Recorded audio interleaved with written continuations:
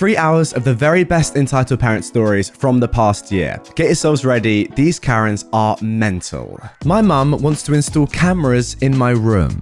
I was caught making out with my boyfriend. Now my very religious mum wants to install cameras in my room. I don't know how to feel about this. For one, I feel very uncomfortable. I used to think my room was a safe place for me to unwind and change and such. Of course, my mum being who she is, her solution for me is to change in the bathroom. I plan on moving out soon, but in the meantime, I am still left with this issue. Wow, fantastic news. I love a controlling parent. Move out now, not later. Do it whilst you still can. Trust me. My roommate fails at basic adulthood. Her parents expect me to take care of her. After I said no, they want to move in so they can take care of her. I am a 23-year-old woman. My roommate is 22, but failed at basic adulting because her parents failed their job. She presents herself as the cute, kind, understanding, innocent girl when she's with people. I was fooled by this too. It's why I agreed to be her roommate, because I thought she was a nice person. But she's a failure at basic adulthood. We became roommates a few months ago, and I can't wait to move out next month. At first, everything was normal, then it got bad. She fails at basic cleaning. She let her pet starve and live in its own feces. I think she should be reported for animal abuse because that poor animal would have been starved to death already if I hadn't been feeding it. She made the house dirty. Hair everywhere, mess in the kitchen, a weird smell from her room, and I've been doing all the cleaning. She only cleans when I get really angry and tell her to clean up. And I really hate how she always pulls the innocent little girl thing whenever I tell her your bad hygiene has damaged our living conditions. A few days ago, she caused a little drama in our school because she disappeared for 2 days straight, didn't respond to anyone's calling and texting, and people thought she'd gone missing. I panicked too, because the area we live in isn't very safe for young women. I really don't like her, but still, I don't want anything bad to happen to her. Eventually, yesterday, she returned home looking normal and said she'd gone over to a friend's place. Her parents had panicked and somehow got my number. I told them she's returned home safely. They told me they believe their daughter is now depressed or something. There's no diagnosis though. She stopped going to school all of a sudden, refuses to talk to them, they couldn't hear from her for days, etc. I was weirded out because I didn't notice she actually has dropped out. I do notice she's been home a lot, but we have different schedules, so I didn't think. I told them she'd return home safely, but they couldn't calm down. Now the annoying part begins. We are in another country for college, so we're both far away from home. I understand that they worry about their child's safety. My parents worry about me too, therefore I always text them to let them know what I'm doing and that I'm safe. But my roommate's parents, I can see why she became distant from them. Ever since her mum got my number, she constantly rants about how they think her daughter is depressed and requires help. Her daughter wouldn't talk to her, she's heartbroken and desperately wants to know how her daughter is doing. She talked about how they were very protective and strict about parenting when she grew up. No wonder she fails at basic adulthood, they didn't teach her anything. Because her daughter once left the house for 2 days and didn't contact anyone, she now believes that her daughter is never home. Ever since she got home, her mum has texted me 4 times from 10 PM to 8 AM asking me if her kid's at home. And I say, yes, she is, but she wouldn't believe me, and she'd just keep talking. She even asked me if my roommate would pretend to be home but is actually out. I told her that's impossible because our bedrooms are connected and I can hear if she's home or not. She just kept talking about how her daughter is so weak and helpless and she needs help. I can tell they definitely spoil their fragile little angel. She asked me how far our apartment is from our campus. I said it's 20 minutes walk and 10 minutes bus ride. She thinks a 10-minute bus ride or a 20-minute walk is too much work for her child. I've stopped responding to her texts because they're annoying. They even tried to pay me $100 to take care of her, like take her out to dinner or something like that, but I politely refused. Because why the frick should I do that? Why is your daughter's messy life my responsibility? After I politely said no, the mother said she needs our address because she's gonna come to this country and move in with her daughter. Then she's gonna take her daughter home. Oh my God. Lady, you really need to calm down. Of course, I said no to her. She said she wished I could sympathize with a heartbroken, lonely mother. For God's sake, I have my own life. Lady, I understand your situation, but really, I am not your daughter's babysitter. After her parents realized I don't give a frick, they tried to get our address from my other friends. Some of the parents in our school, those parents whose kids are all from our country, have this group chat in a chatting app so they can know about how their kids are doing at school. I honestly think this is so unnecessary because most of us are at least 19. How can a 19-year-old need your daily checkup? But after witnessing my 22 years old roommate fail at basic adulthood, I started to understand why these parents have such a group chat. Her parents found the number of a friend of mine from this group chat and started texting her. They asked her where I live. Thank goodness my friend didn't tell them. She let me know about their actions instead.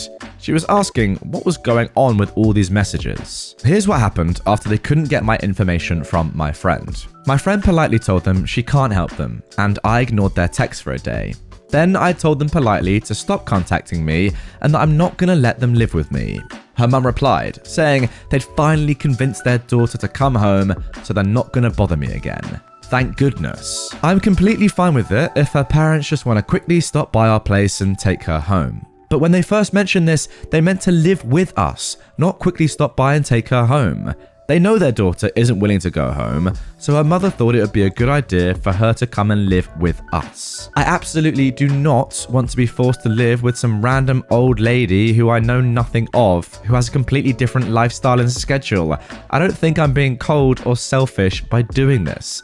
After all, I am paying half of everything for the apartment, and it says in the lease, you can't just bring someone else to live in the house without an agreement. I want to state that I am not being cold and cruel to my roommate and her parents. I understand that she's probably suffering from depression and her parents worry about her, but her actions have seriously affected my life and our living conditions. Her pet is a guinea pig, and she keeps its cage in our living room, and because she rarely cleans it, the whole living room smells like its feces. The poor animal never asked to be adopted by someone like this. I've been feeding it water and food, and I believe if I wasn't there, it would have been dead already. She would literally leave her pet completely alone for 2 to 3 days, not giving it any food or any cleaning. Again, the poor thing lives in its own feces. So many times I've had to knock on her door to get her to clean the dang cage. She also leaves mess in the kitchen and the bathroom. I've been doing most of the cleaning. I think I deserve to live in a clean house, and the house wouldn't be so dirty if I lived alone. When my roommate first stopped caring about her pet and hygiene, I tolerated her. Even when I was angry about the dirtiness, I always made sure to speak to her in a calm and neutral voice. I always simply told her, hey, your pet really needs cleaning. Hey, the sink is quite dirty after your dinner. I never called her names or cursed her. The only time I raised my voice to her was when her pet's cage started attracting bugs and flies. I was so angry, but even that, I only said, you should give your pet to someone else if you can't take care of it. Your pet is attracting flies into our home now. I chose to tolerate her for months because I remember when I was younger, I too suffered from depression and couldn't function very well, so I thought she deserved to have some time to improve as I did. But none of my kindness and patience has worked out. Her actions not only affect me, but an innocent living thing. So please, do not think I am cold or cruel to her. I'm really not. About her parents, I showed my kindness and patience too, because I totally understand why they were so worried about her. Your child's living in another country, is probably depressed, is distant from you, and would disappear from home for days, and the only one you can contact is her roommates. Yes, I understand this 100%.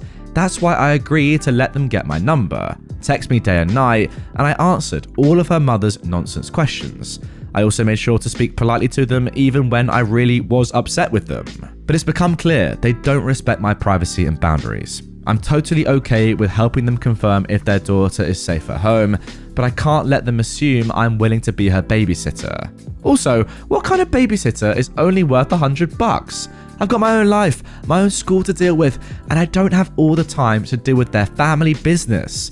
It was also very shady of them to harass my friend for my privacy. I am also living by myself, in another country, far away from my family. Do my parents not worry about my safety? She's not the only one who has loving parents. She's not the only one who has difficulties living in another country alone. I cried a lot when I had difficulties in another country. My parents worried sick about me as well, but they never tried to move in with me against me and my roommate's will.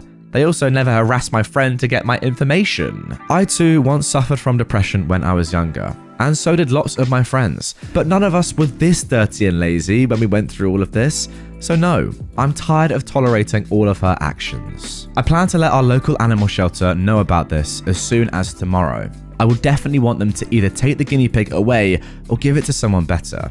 I don't mind taking care of it when I move out and live in my new place. The poor thing has been suffering from her. Also, about the parents group chat, I am totally fine with parents caring about their children's life. But seriously, the big reason why they have this group chat is because we have so many immature, childish, irresponsible students in the campus who are from my country. And it's always the parents who've raised them this way. I've had friends, I'm talking about friends from my country, in our school that went through very similar things. Like they're forced to live with irresponsible students from our countries, they're forced to do all the cleaning for the whole house because those spoiled children wouldn't. When I talked to a friend of mine about this, he told me, we have way too many students from our countries acting like your roommate in this school. This is nothing new, and trust me, it's always the parents. Now look, I don't exactly know which country OP and her friend comes from, but what is going on there? Has this country in particular got some issues with producing parents that don't know how to parent and kids that are just very immature and can't adult? It's very strange. From your behalf, OP, I would say just block her parents. Forget they even exist. They have nothing to do with you. It's their choice whether they want to get involved to such an extent as they're doing, but then trying to get your private information, constantly harassing you, nah, you don't have time for that, as you said. Sack them off, block them, and just try and forget about the situation. Now, moving on to the pets. OP has actually posted quite a lot in various different subreddits about how to deal with this guinea pig, looking for advice across the internet as to what to do. I'll chuck some images up on screen now. If you're watching on YouTube, you can see these posts on r/guinea pigs, pretty much just saying, what on earth do I do? My roommate treats her pet like this, and I'm clueless. Can you help? What should I do in this situation? So clearly, OP is a very caring individual. I rate you highly, but her roommate, wow. Useless. I never thought it would happen until it did. Entitled Mum got mad at us, a lesbian couple, for existing. Actually, this has never happened to us so overtly before. We've gotten stares, weird looks, whispering about us, even a parent or two making sure their kid didn't go near us. But nothing like this. My wife and I have been together for 10 years and married for 8. The state legalized marriage equality before Obergefell. Yay. PDA isn't common for us, but my wife has done amazing trauma work and is now more affectionate overall. I am proud of her. Sometimes this means affection in public. We'll hold hands, use honey and pet names, briefly kiss, sit by each other, nothing out of the ordinary. Anyway, we went to travel up north. If you're Midwestern, you know what this means. The species Homo midwesternus naturally seeks out magnetic north and water sources for summer fun. Unfortunately, so did all the other people. We couldn't leave until after work, so we got stuck in traffic and decided to stop at a diner on the way. Even more unfortunately, this was the place that had elected Michelle Bachmann, though we didn't realize at the time. This was before COVID, and we hosted a few exchange students. We had our temporary daughter, a 16-year-old girl, with us. You can't have the American experience without going to the lake. We go in and sit down. It's one of 5 or so locations of a regional diner we like. Amazing shakes, reasonable food portions that you can actually eat in one sitting, a 1950s theme. I guess this entitled mum thought we were back in the 1950s. AC inside is too cold for the temperature outside. My wife and I are on the same side of the booth and we're trying to keep warm by sitting shoulder to shoulder and holding hands. I hear a young kid ask, "Why are 2 girls holding hands? Is that their kid?" The entitled mum at the next table doesn't answer. Instead, "Can you not do that? My kids. This is a family restaurant." I mostly just observe this because I am beta around conflict from childhood trauma, but I'm confused and just said, we're just cold. Not do what? That gay stuff. Don't get sexual with each other. There are kids. It's clear in the Bible that what you're doing is wrong. And think of the example you're setting for her. She gestures to our 16-year-old. My wife is something when she's mad. I love hearing her yell at someone else. She's also an ex-evangelical and knows her Bible. Jesus never mentioned gay people, she says quietly through clenched teeth. You can check that. It's not in the red letters. And the word homosexual in Leviticus is a mistranslation. It is not. You can't just twist something holy any way you want. She stews for a bit. during which time my wife kisses me on the cheek. We're not perfect. We kind of like messing with people. She goes off again, louder. Stop it. You're disgusting. I don't want kids to see that. And you're grooming your own daughter. Luckily, I don't think our 16-year-old knew what this woman meant by grooming. Connotation versus denotation is hard for non-native speakers. But she caught on to the part about kids. All the while I was trying to bite back swear words and make sure the wife doesn't go off. I'm fine. I'm on an exchange. We have these families in my country too. I think you're disgusting. You are dying.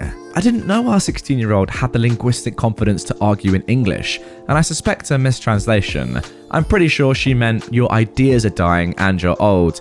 Now, while I do agree with you, OP, I'd like to think that she also meant that this entitled mum is just dying. That's harsher. I'm puzzling over what our 16-year-old said when the waitress asked if we'd like to move. No food yet, so that's fine. I thank her for looking out for us. She's busy serving tables, including the entitled mums. The rest of the meal passes without further incidents, and we get our delicious shakes. But the waitress says to us, I accidentally dropped her sandwich on the floor.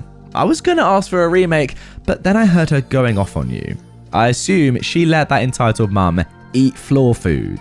Well, that is definitely what she deserved. Wow, your daughter's reply sums it up. Yes, I agree. She's living in the 50s. Come on, what are you doing, woman? It's 2022. Live a little. Understand what's going on in the world. You bigot. I really love that you hit back on the Bible stuff, saying that no is actually a mistranslation. I didn't know that myself personally. But when the woman said, you can't just twist something holy any way you want, yeah. The irony there, unreal. It is just odd, right, that homophobes still exist on the one hand. And second of all, that they tell you not to be sexual. Like, are you not allowed to hold hands? It's not sexual. Even kissing is not sexual. Come on, is this a little peck on the lips sexual? I mean, what? It's as if you're having sex right there and then on the table in the 1950s diner. Come on, who cares? Not me. Entitled mum ruins my 21st birthday by conveniently neglecting to tell me that the child I nanny is sick, despite knowing I have an autoimmune related chronic illness. I am a 21-year-old woman from the southern US, and I nannied for this entitled mum for 2 years. I have a chronic illness, which nobody knows the cause of, but it's theorized to be autoimmune as over 90% of cases test positive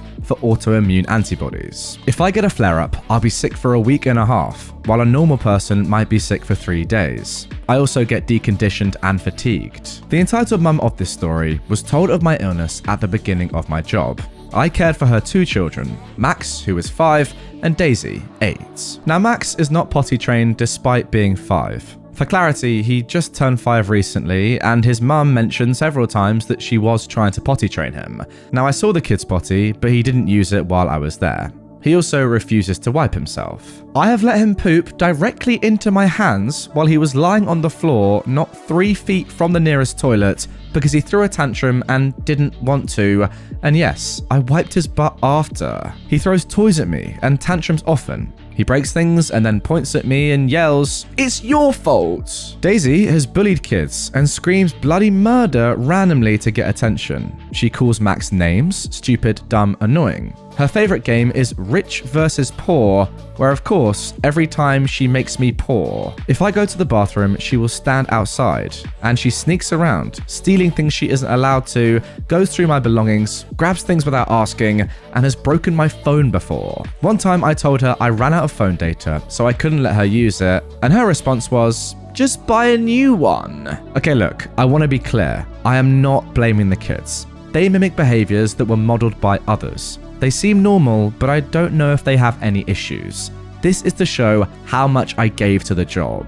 Their entitled mum neglected to tell me the kids were sick 4 times during the past few months. Here's the story of the first time. Daisy is always hyper. I try to be patient with her because I genuinely don't know if she has behavioral issues and it's not my place to ask. Today, she was calm and had bedhead. She was in casual clothes, but I thought nothing of it.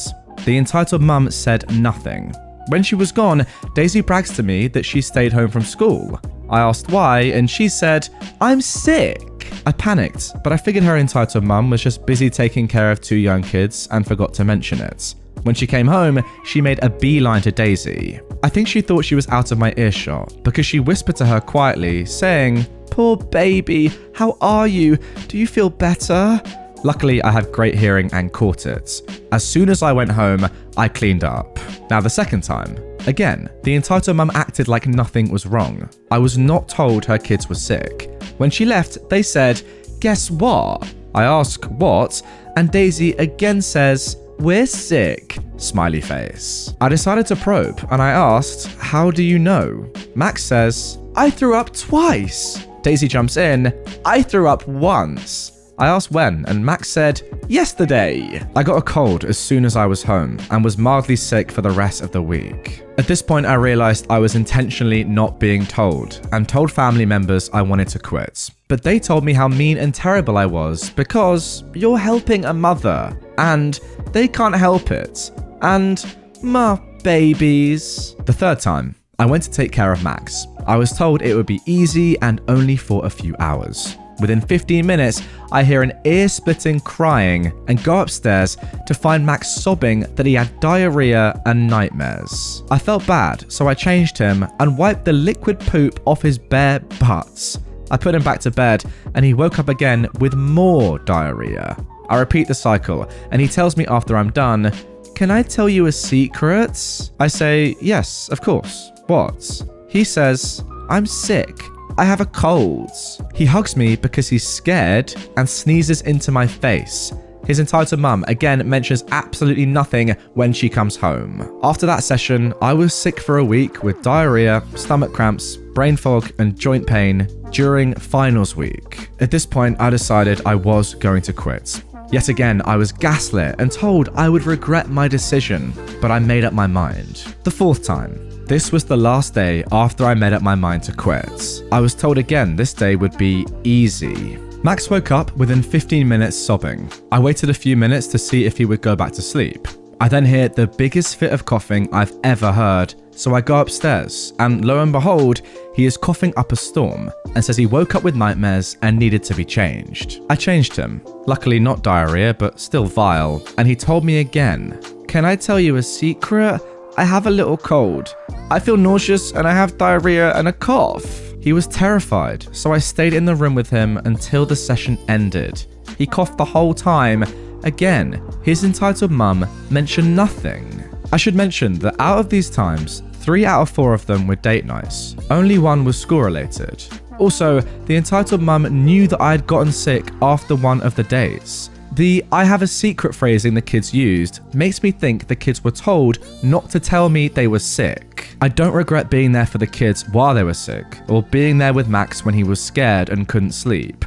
I do feel upset that I'm missing an important event because of something that was easily preventable. This entitled mum was nice and accommodating otherwise, but this was something serious that affected me a lot. So here I am, sick for 4 days with my 21st birthday 3 days away, and I will spend it ill, unable to go anywhere, and with an autoimmune flare-up. My birthday, health, and Memorial Day weekend for that matter is ruined because this entitled mum decided that her being overwhelmed was a bigger problem than me being chronically ill. I just needed to rant. Thank you for listening. I love you all. Hope you have a blessed day. I'm sorry, that is just so poor. This Karen is prioritizing herself and her lack of an ability to organize a babysitter correctly in time over your health. That is disgusting. I'm sorry, OP, but you have to just get rid of them right now. Do not babysit them anymore. They need to go and find someone else. I'm sorry, that's just awful. Imagine telling your 5 and 8-year-old children to lie about the fact that they have an illness just so you can get a babysitter easily. What sort of person are you? That's bad enough. On top of the fact that this girl has chronic illnesses that are going to be exacerbated by her getting ill. Oh, that's absolutely disgusting. Let's carry on. Now, this next story is an update from one that we had a few days earlier on my channel. If you haven't yet seen the story about the 14-year-old's birthday that gets cancelled by his own entitled parents, it's behind the I button right now on YouTube, and it's also down in the description on whatever platform you're on. You probably do need to listen to part 1 before you hear this, but anyway, here is an update to that story. When my parents were thrown out of a child's birthday party because they asked the stupidest thing imaginable. For those who read my previous post about how my parents tried to cancel my 14th birthday, they knew very well what my brother was like during birthday birthday parties that weren't his own, and they tried to enable his behavior in any way they could just because he's a high-functioning autistic. Well, that rampant spoiling didn't go well with people outside of the family. Like, at all. This happened, I think, when my brother was around 6 or 7 years old. A neighbor boy down the street was having his birthday party, and my brother got invited because they were sort of friends, but probably because they knew my parents would bring a gift, and they did. I don't remember what it was though, nor do I really care. My parents dragged me along to this party, even though I'd have rather stayed home and played video games. I was bored and sitting down almost the entire time, so I got to witness pretty much the whole situation. It started when my brother was caught picking up gifts off the table and shaking them. The mother of the birthday boy told him to stop, and my parents tried to defend my brother and say he was harmless. But the lady knew what my brother was really like and had my parents move him away from the presents. There were some games that the kids were playing. I don't remember what they were, but I do remember my brother tried to be the center of attention as much as possible. With each game, the birthday boy got first pick or turn on them all because it was his birthday. But my brother freaked out because he didn't get to be first. And my parents asked the birthday boy's mother if my brother could get the first pick or the first turn. And the lady not only refused, but told my parents to get my brother under control or we'd all be asked to leave. Then came time for the cake. The mother lit the candles for the birthday boy, and the adults started singing the happy birthday song. They only got as far as singing the birthday boy's name in the song before my brother burst into a tantrum at the table. He grabbed the side of the table and started trying to violently shake it. My parents had to hold my brother back for a moment. And then I saw my mother go up and talk to the mother of the birthday boy again about something. And the poor lady looked positively disgusted. I learned later that she'd asked her to let my brother blow out the candles first and then they could redo it for her son. The lady told my mother that it would be best if we left, and then they went back to trying to redo the birthday song. Well, my brother couldn't take it and ran to the table and shoved the whole cake right at the birthday boy. I mean, he used his arm to literally clothesline the cake and heave it right into that poor kid's face. The whole room was silent for a few seconds, and then a bunch of kids started laughing, then the birthday boy started crying, and the adults were all mortified, except for my parents. My mother just started hugging my brother tightly and acting like a Karen by saying this could have been prevented if they just let my brother blow out the candles first. The mother of the birthday boy was cleaning up chocolate cake off her son and screamed at my parents to get out. The other kids there started crying because it finally hit them that there was now no cake. My mother started dragging my brother out, but he broke free of her and then pushed over the table with all the presents on it. I grabbed him and held him in a headlock till my parents grabbed him. I apologized profusely to the mother of the birthday boy and said I wasn't on my parents' side in the matter. Yeah, that's right, little 12-year-old me had to apologize for my own parents. My dad yelled at me to get moving or I could walk home. So I said I'd walk home. It was literally a quarter mile down the street. I stayed and helped clean up the mess my brother had made. The lady thanked me and said that I was a good egg, but my brother was just rotten. Someone went out and got another cake, while the birthday boy had to take a shower because he was covered in it. All the mess was cleaned up and they redid the birthday song.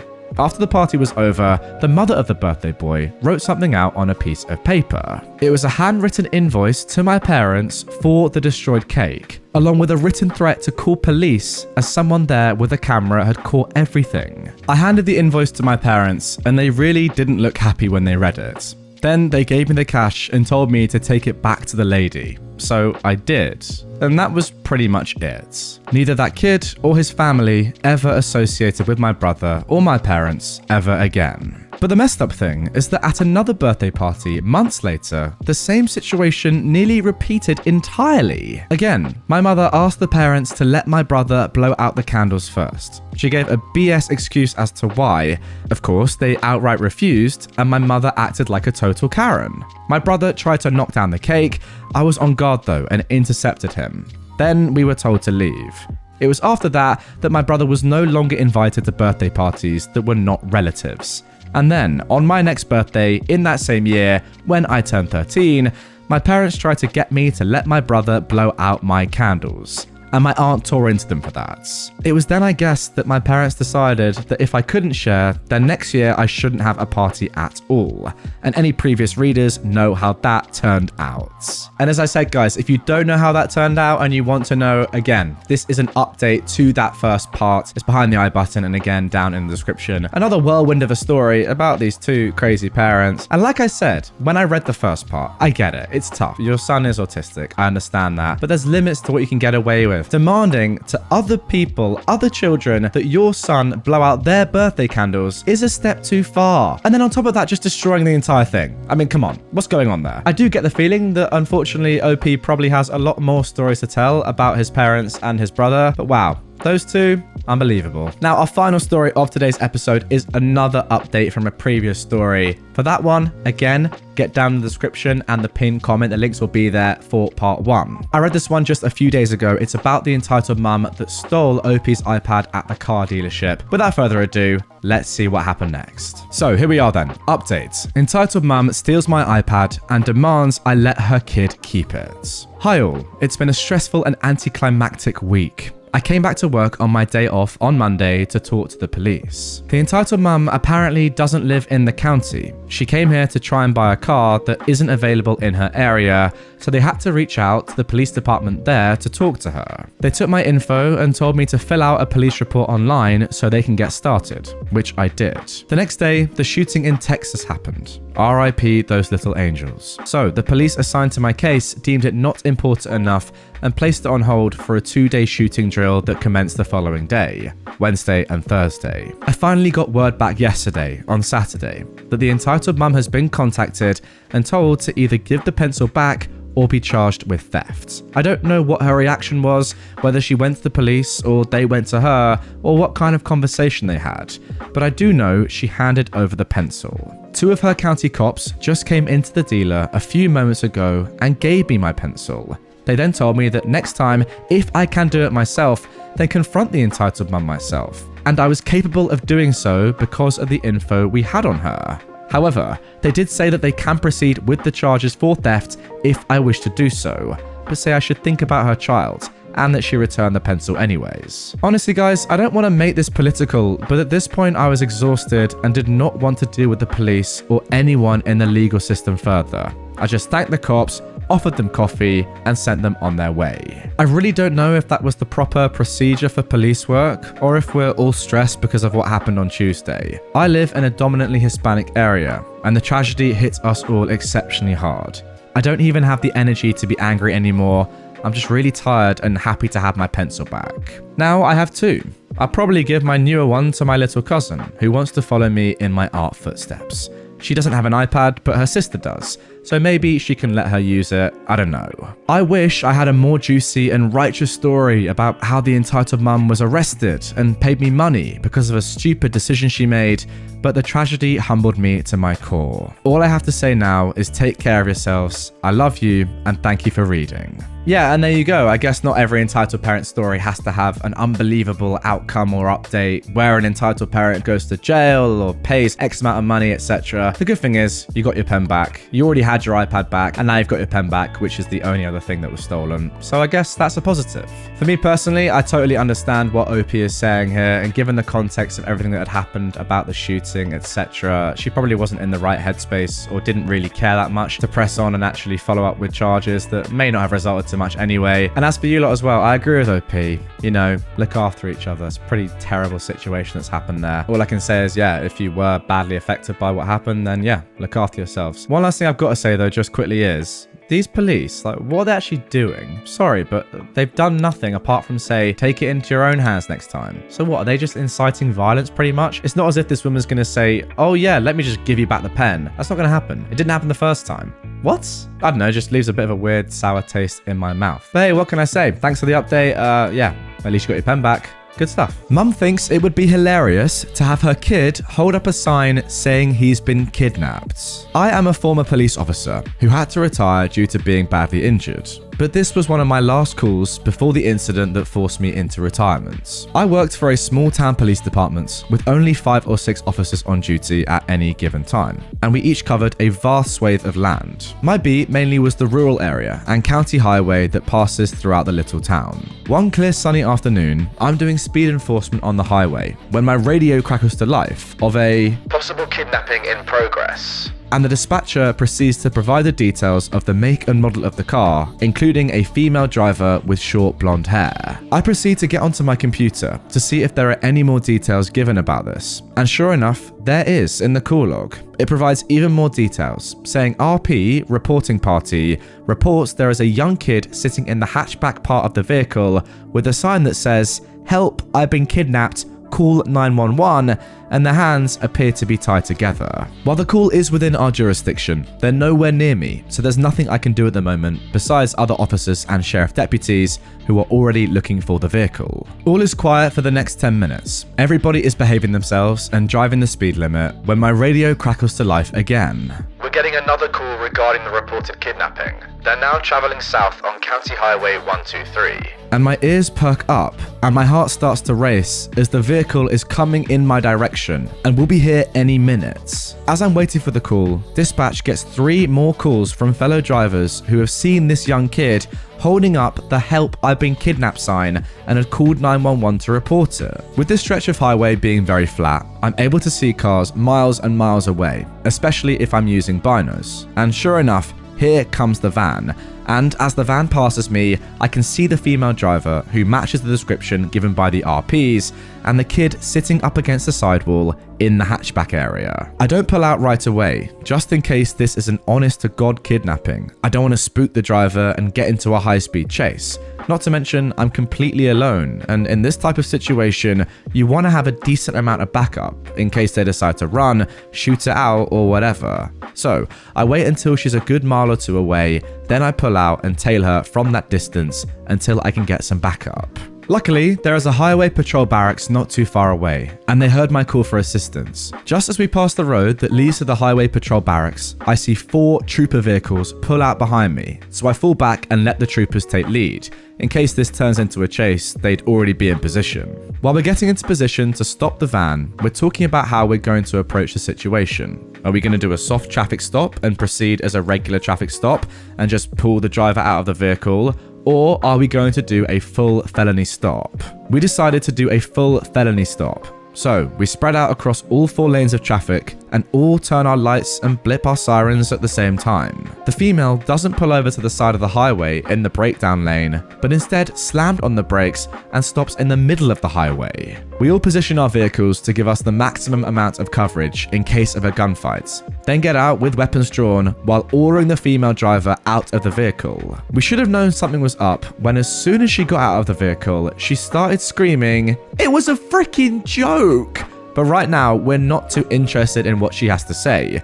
The point man keeps telling her to keep walking backwards until we tell her to stop and then get down on the ground. She complies and she's cuffed. Next, we turn our attention to the female passenger, who we didn't know at the time as we couldn't see her face, but she was the female driver's 13-year-old daughter. We ordered her backwards to get on the ground and cuffed her as well, and we did this for the next 4 passengers who were riding in the 4 seats in the back of the van. Once we got all perceived threats out of the vehicle and secured, 2 troopers went up to clear the vehicle, while another trooper and myself rescued the young boy who was bawling from the hatchback, and we put him in the back of one of our vehicles to get him away from his perceived kidnappers. The whole time, mind you, the driver and front female passengers kept yelling, "It's a joke! He's my son or my brother!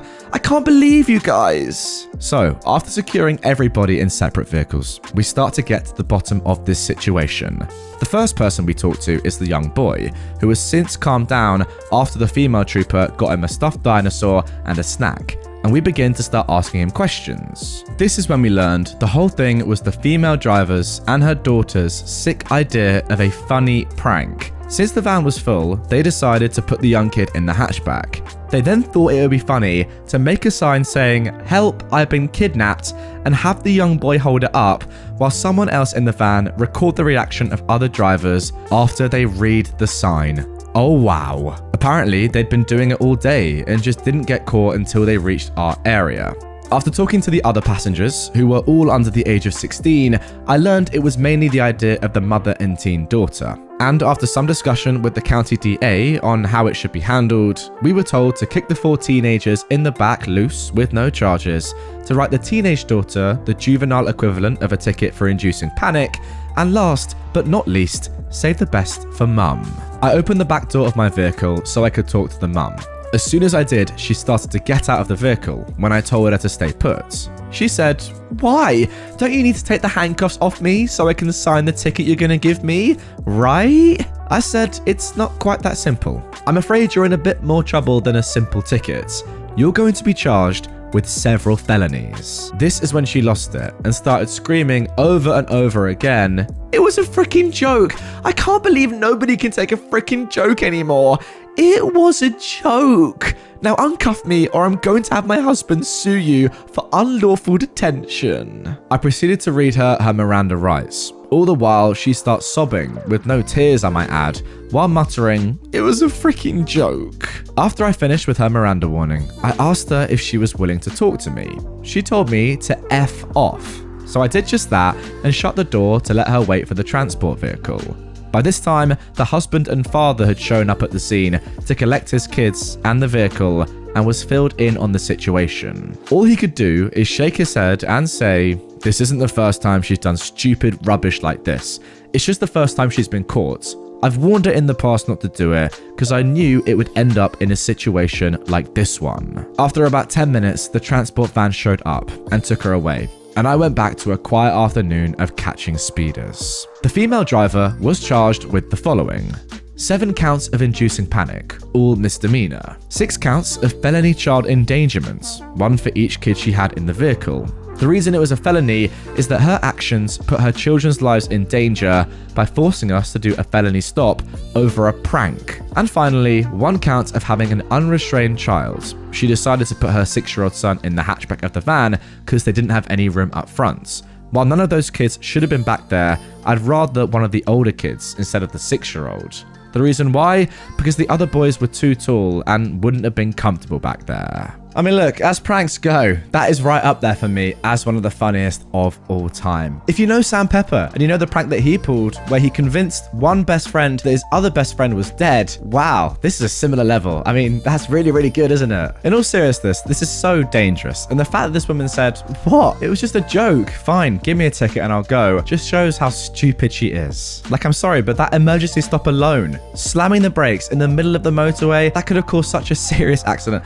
Oh, it's unreal. Let's carry on. I am also a bit guilty. So, picture this. You get off work after an overnight shift. You want to start playing Pokemon Go. It's a warm day and you work a block from the beach or boardwalk. Now with all this, anyone would want to go on a walk, but this was my mistake. As many of you will know, working in security or customer service, or any job that has to deal with people, will know the beach is a hotspot for the most snooty of people. During my walk, I was off to the side, minding my own business, when this woman came up to me and pulls on my arm. Me, confused, asked her if everything is okay and if she needed something. My mistake. This lady demands I watch her child while she takes pictures on the beach. Now to this person, I am a total stranger, no relation at all. So I say no and start to walk away, as one should in this situation. She grabs me and starts saying that I need to watch her kid. I pop my shoulder joint and slink my arm out of her grasp. I walk maybe a few blocks and pop my shoulder back in and go back to paying attention to Pokemon Go when I feel a tug on my pants. I look up confused and I feel the tug again. I look down and there is this woman's kid. He politely asked for water, so I gave him my extra water bottle and locate the mother. This is where I get the idea.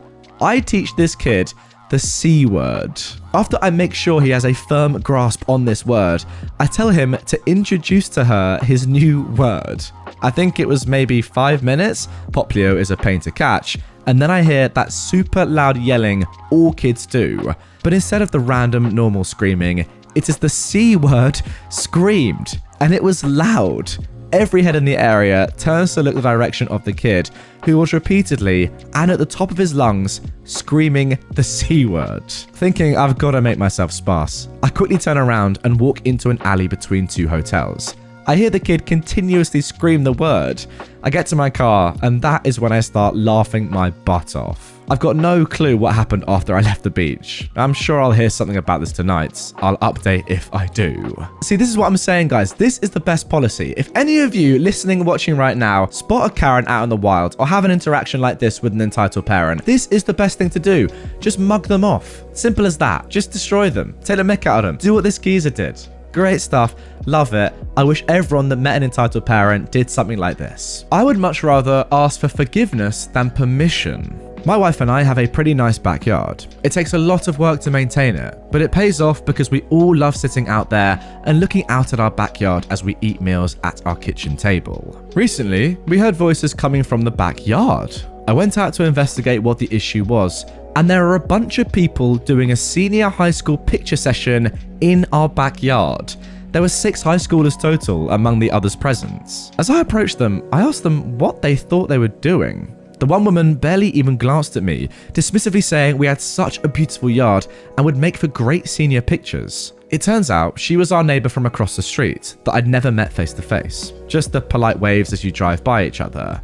Let me tell you, it was a less than stellar first impression. They made no effort to move, further engage in conversation, nor leave my property. They simply stopped talking to me, continued giving each other pose directions, and continued snapping pictures. I just stood there for a moment, stunned. As they started walking around me to set up in a new position by our pond, I snapped out of it, and I made it clear that I was none too fond of them trespassing on my property. To which the woman said, and I quote, "I would much rather ask for forgiveness than permission." It wasn't just the fact she said it. It wasn't how she said it. It was the fact that she said it multiple times while I was making it clear I wasn't happy with them being there. After getting frustrated with the conversation going nowhere, I coldly quit back. That doesn't work so well when the owner has a gun. After that, I walked back inside to speak to my wife regarding how much of a deal we wanted to make about this. Well, we were on the same page. We had to make sure this neighbour knew she was not welcome to just trespass in our yard whenever she wanted, especially our backyard. I walked back outside to confront them again to make them leave, but they were already gone. I guess my comment and demeanour hit home and made them feel like it was a good idea to leave. I know, not a great ending to the story. This story could have ended a lot of different ways, but I'll happily accept an ending where it didn't escalate into a big confrontation and they simply left. We haven't caught them in our backyard again, but that doesn't mean she won't try again or won't just wait until we leave. Sorry guys, I just need to take a quick second to understand exactly what she said. I would much rather ask for forgiveness than permission. That is so nuts. I'm sorry, but it really is. Like, I don't want to get deep here, but chuck that into any other context. Maybe getting criminal now. I mean, trespassing is criminal, but think about much more serious stuff. That is such a mental thing to say. How about this? She then goes on and kills a man because she doesn't like them. Now, instead of asking, I don't know, his wife's permission to do that, she instead asked for forgiveness from his wife for killing her husband. Now look, I know it's a little bit far-fetched, but that is the level we're talking here. Ridiculous. Now guys, our final story of today's episode is an update from one I read a couple of months ago. If you haven't yet seen it, link down below in the description, in the pinned comment, and also behind the I button right now if you're watching on YouTube. The title is Mother is Impersonating Me. And a quick update, this person's dad forced them to either quit their job or half their hours, yet refused to support them financially despite the fact they were a minor. It was a pretty crazy first story. Go and listen to it first. Here we go then. Basically, things have escalated, and my mother has started calling into my work under my name and acting like a butthole to my manager, saying that I can't work today. I came into work today and everybody was shocked to see me because apparently I'd called in a few hours ago and said I was sick. I agreed with my parents about a week or two ago that I would drop to 1 day a week starting next weekend. When my mother picked me up from work yesterday, she changed her mind and told me that I wouldn't be allowed work today. No reason at all, she just did a 180. I reasoned with her and said that today would be my last Sunday shift, but she threatened to call in sick or quit on my behalf unless I listened to her. Anyways, I woke up today ready to call in sick, but my dad took my side and told my mum that we'd made an agreement for next weekend and that it wasn't fair on me to order me around like this. I thought it was all sorted, and my dad even offered to drive me into work. Fast forward about half an hour, and I arrived there to find out that my mum had called in sick under my name while I'd been on my way to work. She never told me she'd cancelled my shifts, so I guess it was just to spite me. Well, I ended up in a very awkward situation, and I had to explain the whole story about my mother to 4 concerned managers. What the heck do I do when I come home? Impersonating me like that has to be illegal.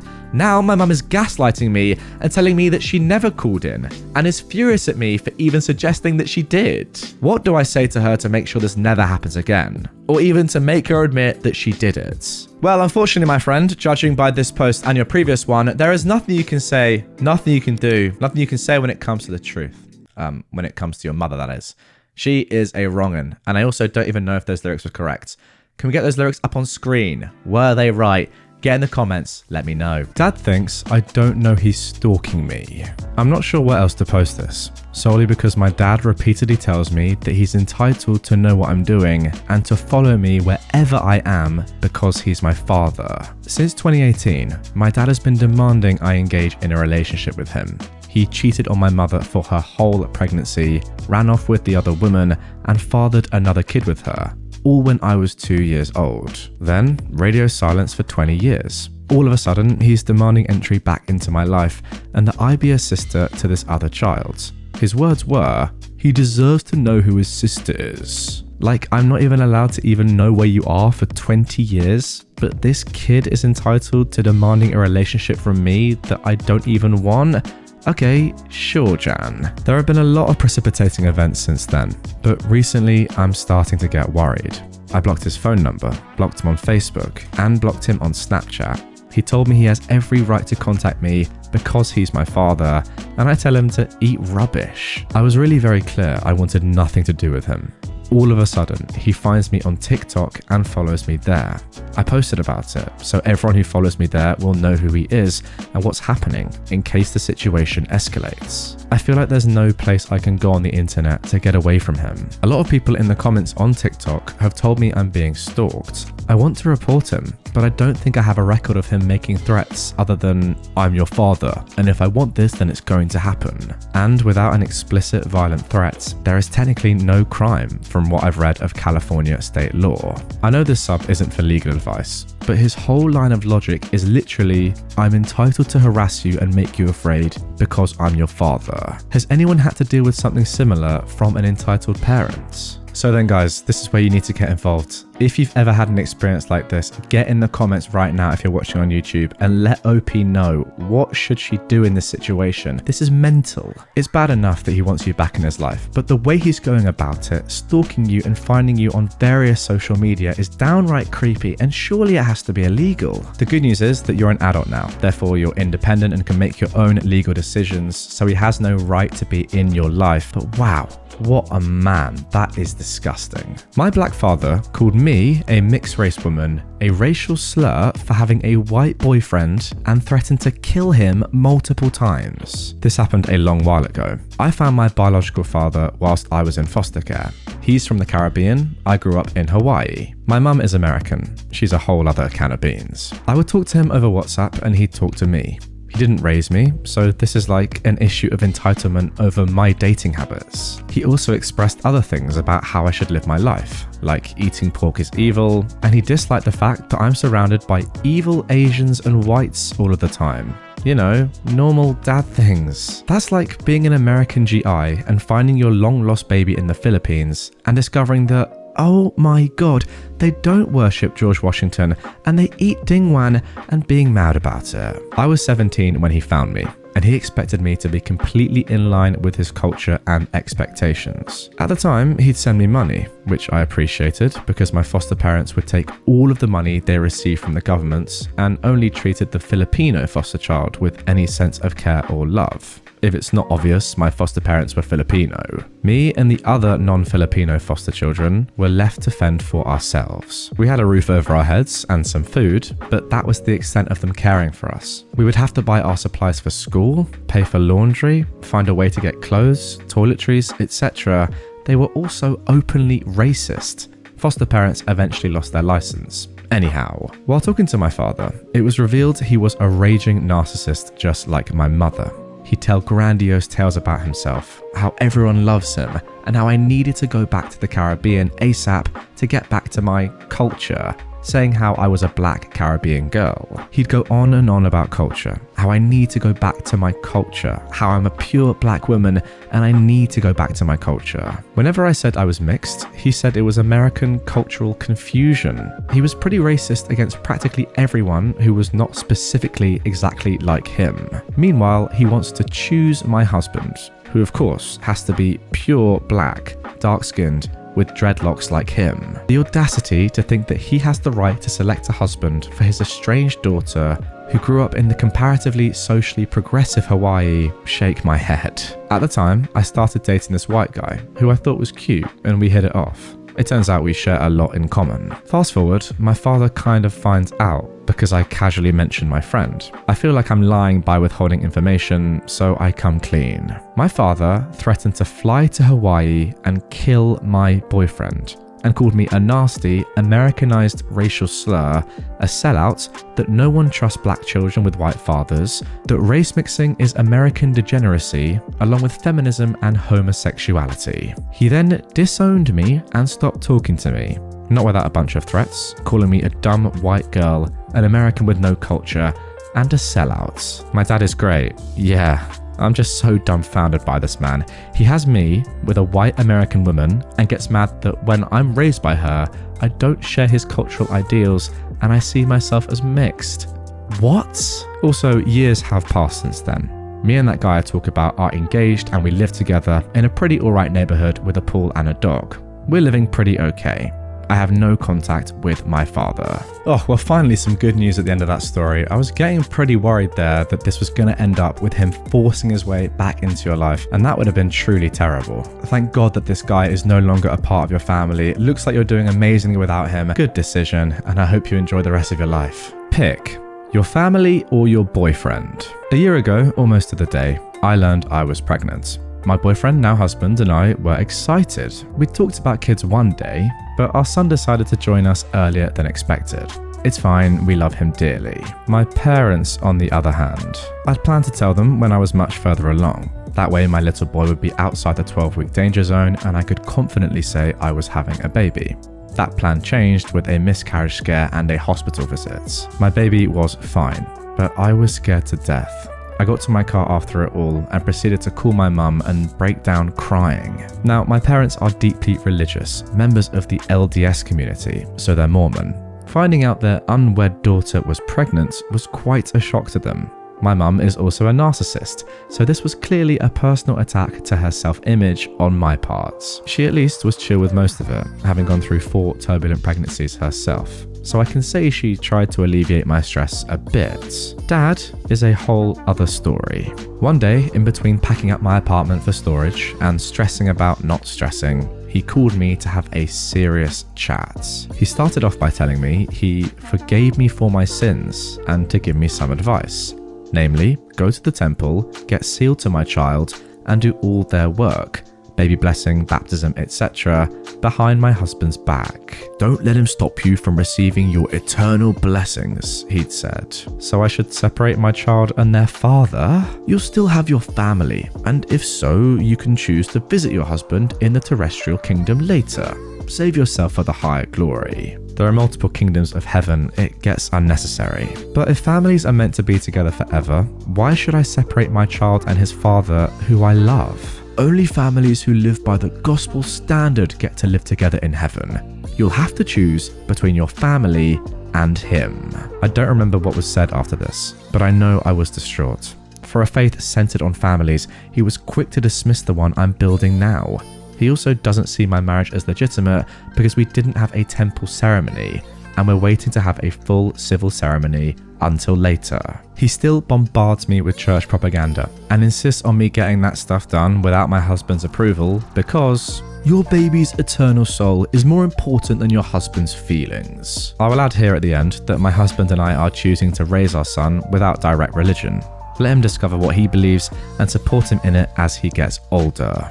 Now guys, I'll be honest, I don't know too much about Mormonism myself, so feel free to correct me in the comments down below if I'm wrong here, but if what OP is saying is true, and Mormons are all about family, then how ironic is it that her own father is trying to disband hers? As long as you do what makes you happy, OP, and look, it looks like you are doing that. I personally love your approach to your son's religion and his choices, letting him choose what he likes when he gets older and supporting him, then that's all good, in my opinion. Entitled Mum and Entitled Dad wanted me to name my kids after them, despite me changing my religion. If Redditor is reading this, big time fan of the channel, well, turns out I am. Appreciate you. Let's get into this one. This is the tale of my crazy mother. So, some context. Me and my wife are a mixed race couple. I'm white and she's black Somalian. Because of this, I changed my religion from Christian to Islamic. My parents are devoted Christian white folk, so their pale, freckled, redhead child being with someone black and Islamic is a big no-no. They held it in for our wedding though, despite it not being a normal Christian wedding, and her family supported us, so we thought we were all good, right?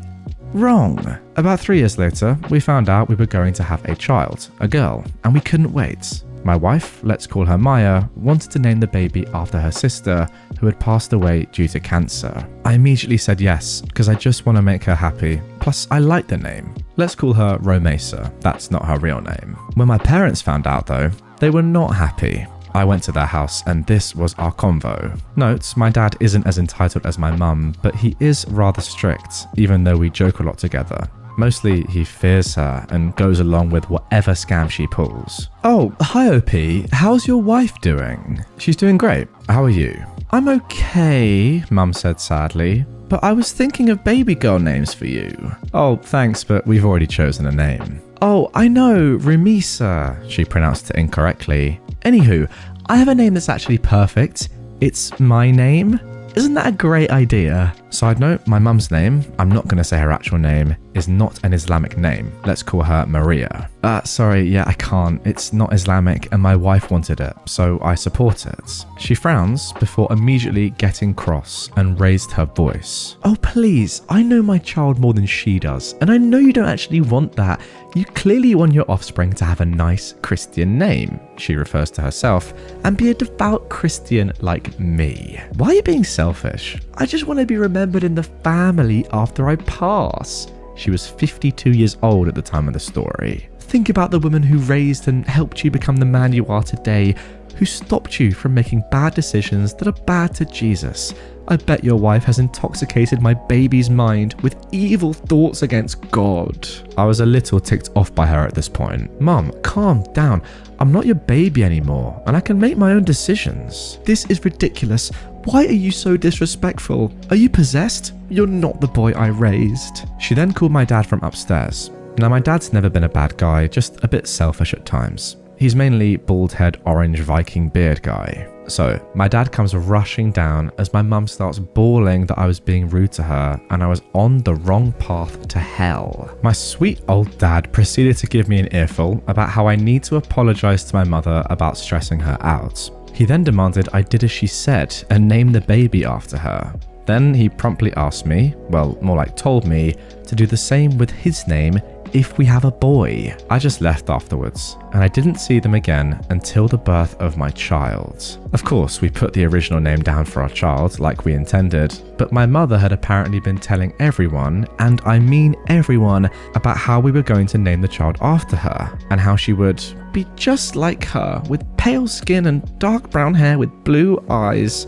I'm not sure how she got to that conclusion, but in her words, God always finds a way. She said that to everyone, friends, family, colleagues. So imagine my surprise when I started getting messages congratulating me on baby Maria. Also, she has my surname, aka her surname, and the confused messages I got back when I corrected them. They informed me that my parents told them about the delusion my mum made them think was my life. She said apparently that I was married to a white Christian lady.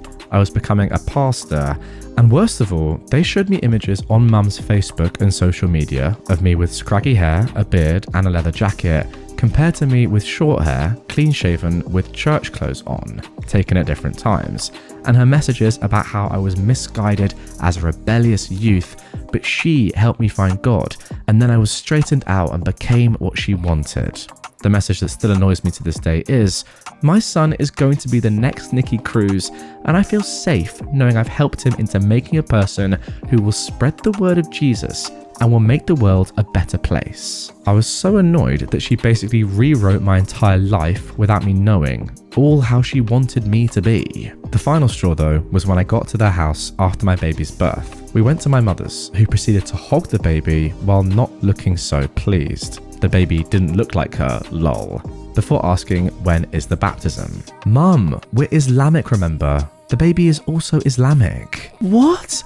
How could you do this to poor Maria Jr.? First of all, her name is not Maria. Second of all, I'm not some toy you can play with. How dare you, after all I've done for you? You haven't done anything to me other than be a pain. Come on, Maya, let's leave. We then left the party as my mother was yelling at us, crying that no amount of praying could save us from a path of sin. The worst part? She then keeps contacting my wife, telling her that she was ripping me from her and my religion, and how she should get a divorce if she wants to go to heaven.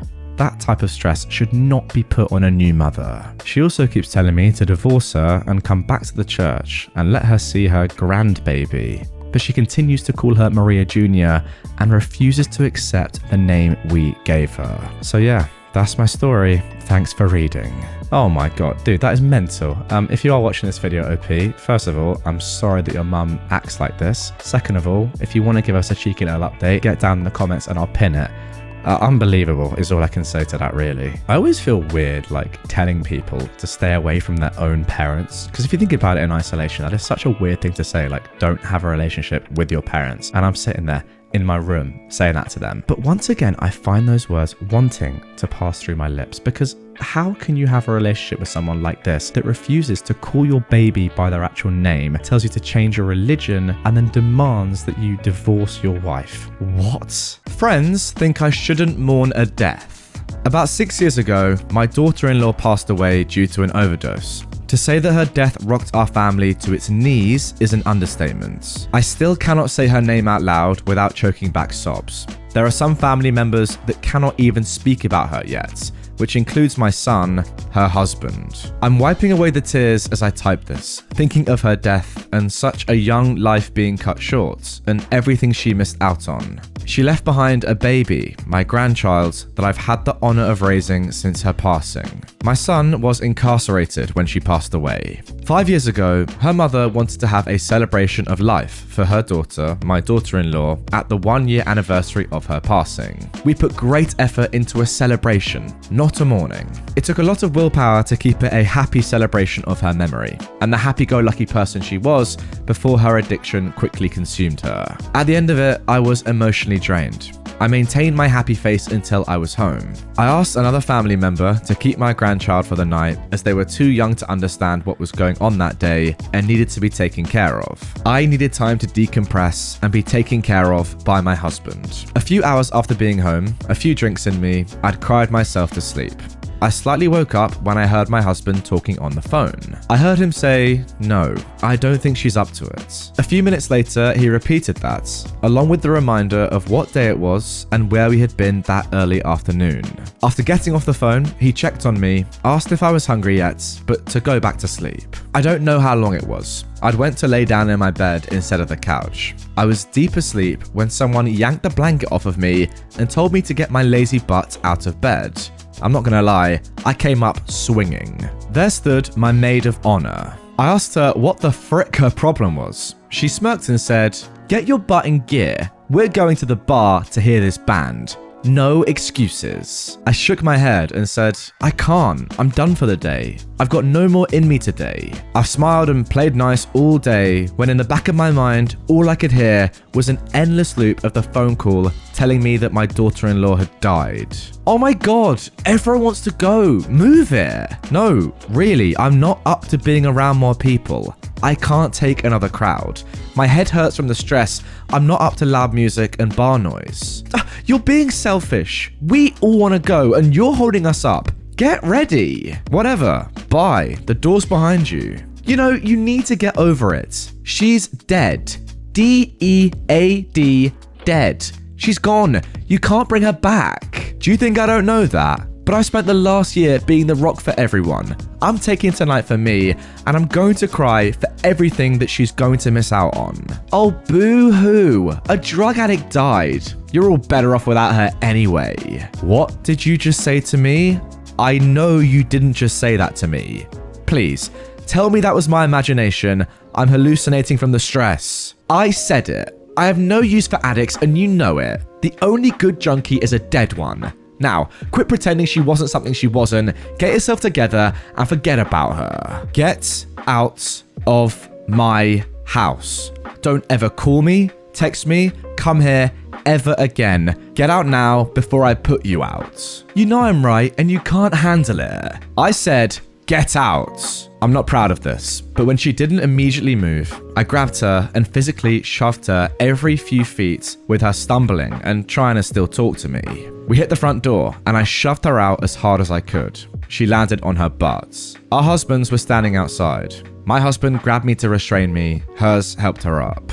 I looked at her husband and told him to get her away from me and never come back here again. I never wanted to see or hear from her again. It would be a cold day in hell before I would forgive her. They got into their car with her screaming at me that I knew she was right. She was calling the police to have me arrested for assault, and she was suing me for any medical treatment she might need for her injuries. Yes, she did call the police. They heard my side of how she came into my bedroom and yanked my blanket off after telling my husband that she just wanted to check on me, and if I was still asleep, she would leave me alone. He was still naive and believed her to be a good friend that was concerned about me.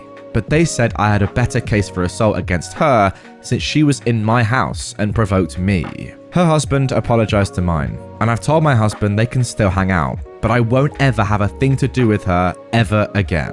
The husbands get together, fish, shoot pool, do guy things, but she's not involved and I am not either. However, she did try to make an appearance and pretend like nothing ever happened a little over a year later. We were outside, they pulled up. She got out of the car, asked if I was over my hissy fit over the dead junkie yet. I shook my head, told her leave, and she started up. I don't even have a clue what she said because I went inside, closed the front door, called the non-emergency police line and asked for an officer to come remove a person from my property and to please issue a trespass notice. They did, and I haven't heard from her since. I'm genuinely not sure if it gets much worse or much more entitled than telling one of your friends that they're not allowed to mourn someone. Like, that is just unfathomable. I'm just so sorry that you have to deal with someone like this. It is nice of you to let your husband and her husband still hang out because clearly they're actual real friends. But her, wow, yeah, never let her step foot on your property again. Good stuff. Entitled neighbor helps herself to my garden. Well, I should have known that no good deed goes unpunished. We have a small vegetable and herb garden in the corner of our yard. Two neighbors have the ability and my permission to reach over the fence and snip off any herbs they need. We always grow much more than we can use. One neighbor has been doing it for years with no problems. He takes a sprig or two a few times a week and always asks if he needs more than usual. He repays me in beautiful roses, but I'd have no problem with not getting them in return. The other neighbor never cooked, so he never took any. Now he has a new girlfriend, and she happened to introduce herself while I was planting the herbs. So I offered her some once it has a chance to grow a bit. So, of course, 2 weeks after I planted, she snips off all but a few leaves off of every freaking herb. 2 weeks. I was livid. My boyfriend went over and explained that it was too soon. The plants were tiny, not ready, etc. He's much nicer than I am. The neighbor apologized profusely and said his girlfriend wouldn't be going anywhere near the herbs until I specifically allow it. A week later though, I catch this dumbass out there with a pair of scissors. But it's only been a week and there's nothing to frickin' snip out there yet. Apparently, she can't make meatballs without parsley, and the grocery store within walking distance is too far to go. One of my plants has 3 leaves on it. Seriously. The other neighbor doesn't dare take anything before mid-July. Certainly, he'd never touch anything before I did. We looked at each other for a few seconds, and then I just said, please get your herbs at the store from now on. I can't believe I managed to think of that. Usually, I think of a great comeback 10 minutes after the fact. She turned bright red and went back into her house. Hopefully, she embarrassed herself enough to stay away. I don't want to have problems with this neighbor. He's nice and quiet and doesn't bother anyone. Tomorrow, it will be a week since I caught her again. We'll see what happens. Oh, and we've also got an update as well. Just got home and had a chat with a nice neighbor who told me that the oversnipper and her boyfriend had some kind of disagreement a few days ago, and he looked like he was sick of her trash. He hasn't seen her car since. Yes, he's old and nosy. He also plans to buy some parsley and basil seedlings to put on his side of the fence out of her reach. I gave him some pots and cinder blocks to put them on.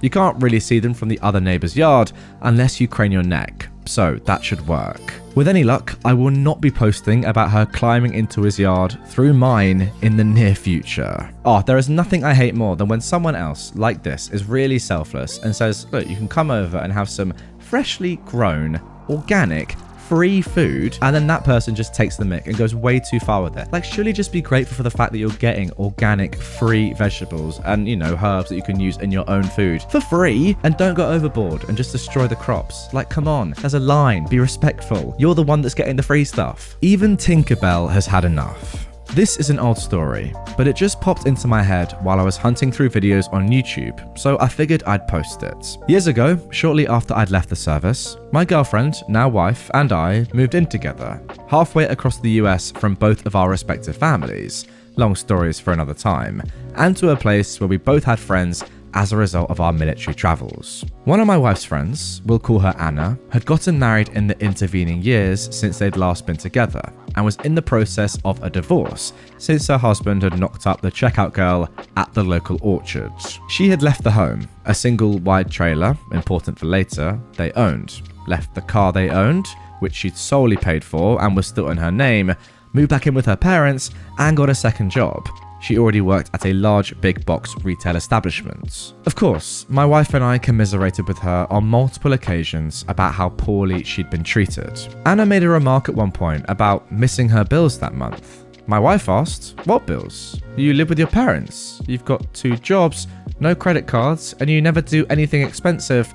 What could you possibly owe anyone money for?" It turns out that she still had a checking account linked to her ex-husband's accounts, and when he decided not to pay the mortgage or the car payments, they simply took it out of her accounts, marked the loan current, and went on with their lives. Shortly after the divorce, he made most payments, but for the last year or so, he hasn't made a single one. So, the ex-hubby has perfect credit because he never misses a payment, and Anna's credit is in the toilet because she is constantly late on her own bills. So yes, Anna may have 2 jobs and not a lot of bills, cell phone, car payment, insurance, but she's making someone else's mortgage and car payments as well, so she's pretty much broke. And that's why she never can do anything expensive, and has to have me change her oil in my gravel driveway because she can't afford $20 for Jiffy Lube. I asked her why she didn't close the accounts and go somewhere else. Anna's answer was, "But if they miss their payments, the bank will take their house and their car,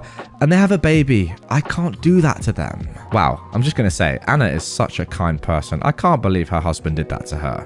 Anyway, OP did the Forrest Whitaker eye, then said, "They're taking advantage of you pretty badly.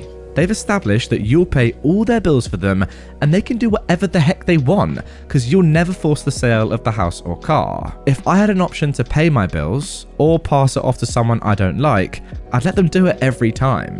He's paying an electric bill and getting a free house, car, and everything else. And I guarantee you that he's handing these bills to the social worker and claiming he can't afford to live, so they'll give him WIC, food stamps, and everything else.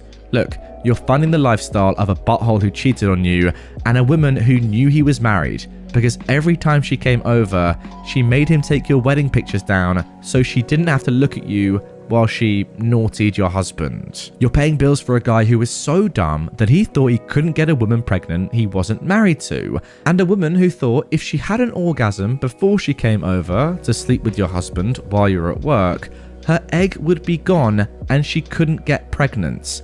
The dumb idiot was using a sex toy as birth control. Wait, I'm sorry, that has sent me for 6. That is so dumb. You see, I may not give a rip about most of my own family, but you do not mess around with my friends. So she gives it some thought, and a couple of days later asks for some help. I took her to my bank to get an account the next day. She moves her direct deposit, withdraws her money, and closes her old account. The next month, her ex-husband's bills don't get paid. We're watching a movie when he calls. She spends an hour in a screaming match with him, telling him to pay his own bills. She's been charitable enough, and he and his new wife can pay for their own stuff. Then the penny drops. Remember earlier when I said the house was a trailer? Well, Anna has been paying the mortgage on the trailer, but not the rent for the lot it's on. They never had her checking accounts. This entitled guy has been assuming she's been paying that too. She assumed he had. He hasn't even figured out what's coming yet. He's calling because he's annoyed she hasn't paid the lot rent in forever, and he's being told to pay up, move his trailer, or they'll do it, and hold the trailer in arrears until the bill for moving it is paid. He's calling to ask her for another $6,000 or they'll lose the home we both love so much. Now, up until this moment, Anna had been this sweet, wonderful gumdrop of a person. The type of person that it should be legal to slap if they're encountered before 9 AM. The relentlessly sunny person that you sent into the room to cheer up Tinkerbell. In the better part of a year, I haven't heard this woman say a bad thing about anybody. Until tonight. Until this guy called to complain that she hadn't been paying enough of his bills. And she loses her mind. She lights into this guy that he'd better figure it out because he's not getting another penny from her ever again. And while he's figuring out who to beg, borrow, or steal that money from, he may want to get a little extra since he's about to get the overdue notices for the house and the car too. He starts screaming so loud I can clearly hear what he's calling her from across the room before she calmly hits the end button, flips the phone over, pops the battery out, sets them both down on my table, hits play on the VCR, morphs back into her normally sunny self, and offers to make popcorn. Oh my god, this person is amazing. Monday morning, she went to the lawyer, filed a no contact order, filed for bankruptcy. Her credit was already a mess. There were bills her name was on, and she didn't want that to splatter all over her, and called the dealer that owned her car notes, told her she couldn't make the payments anymore, and offered them a voluntary repossession. She had them bring out their tow truck, and she meets the driver with the keys and the paperwork. She signs the forms and asks the driver oh so sweetly to drop her off at her parents' house on the way back to the dealer. And she waves at her ex from the passenger seat of the tow truck as he comes running out of the trailer wearing only a towel. I imagine wondering just what is going on with his car. Over the course of the next month or two, the dude lost his job because he couldn't get to work anymore. His wife had to go back to weighing pears at the orchard. It turns out she'd left her job when Anna was paying for everything, and sell his record collection, which was what he'd been spending his money on while someone else was paying for everything. On the bright side, I picked up original vinyl copies of Abbey Road and Yellow Submarine for a total of $5. Wow! Because his idiot wife running their yard sale didn't understand why the old trashy records were worth anything anyway. That's insane in itself. And that is how Tinkerbell burned some entitled butthole's life to the ground. Oh, can I just say first of all that Anna, you are an amazing person. I know so few people in my life that are like you. And what's amazing about these people is that once in a blue moon, when they do genuinely get a bit angry because they're so nice 99% of the time, it's just amazing to watch. They're often in the right. I mean, as in this situation, yeah, absolutely in the right. And that just calm decimation of your ex-husband, it's just brilliant. Look, I can sit here and say that it should have been done earlier, and, you know, I agree with myself, I really do. But at least you got it done and just ruined his life. Can you imagine just like using someone else's cash for your entire life? I know OP said they'd do the same. I don't think that would sit well with me. I think I'd feel horrifically guilty, but wow. That is what these entitled buttholes get. 2 entitled influencers told me to edit my content and got a nice lesson in life. I am a 27-year-old woman. A year ago, I decided to become a content creator. And even though it was hard, my platform is now taking off. For context, I was interested at first, but I didn't know how to start. And my cousin, who is a 28-year-old woman, was the one who gave me the push to become one. So, I decided that my content would be about body positivity, exploring my country, Puerto Rico, food, travel, natural beauty, and curls. It's been tough, but in a year, I've managed to gain 2.4k followers. It's still growing, and while many people see that as a small following, I am happy with that. And I've got compliments from people telling me that they love my content since I don't edit or Photoshop anything from my body. I don't edit anything. I let the world know that even though I have stretch marks, cellulite, saggy breasts, dark spots, and acne scars, I do not edit that since I don't want to follow the norm on Instagram about creating an illusion about myself. I will admit the only times I do edit photos or videos is in nature because I want those to stand out. So, 2 weeks ago, I was invited to an influencers event, and I was more than happy to attend since I'd be staying in a hotel room near a beach that I was dying to take shots in, and I gladly accepted. I take my photos with a tripod since I like to be alone while I explore. So, the event of the day comes, and I was happy about my room since I had a balcony with a view. I met all the big time influencers. I got to say, some of them were nice, but others were stuck up. They think they're better than anyone else since they have about 800k or 900k followers. The nice ones gave me advice about not changing the way of my content and even started following me, but the stuck-up ones just snorted. I ignored them since some of them even expressed that when they started, they only had 1k followers in a year. I got lucky or blessed, I don't know. So, while we all got dinner, two of these stuck-up influencers, 40-something-year-old men, saw my content and expressed that I should edit out all my flaws since many people would be disgusted with my body. And another one, a 24-year-old woman, expressed that many men want to see a perfect Instagram girl.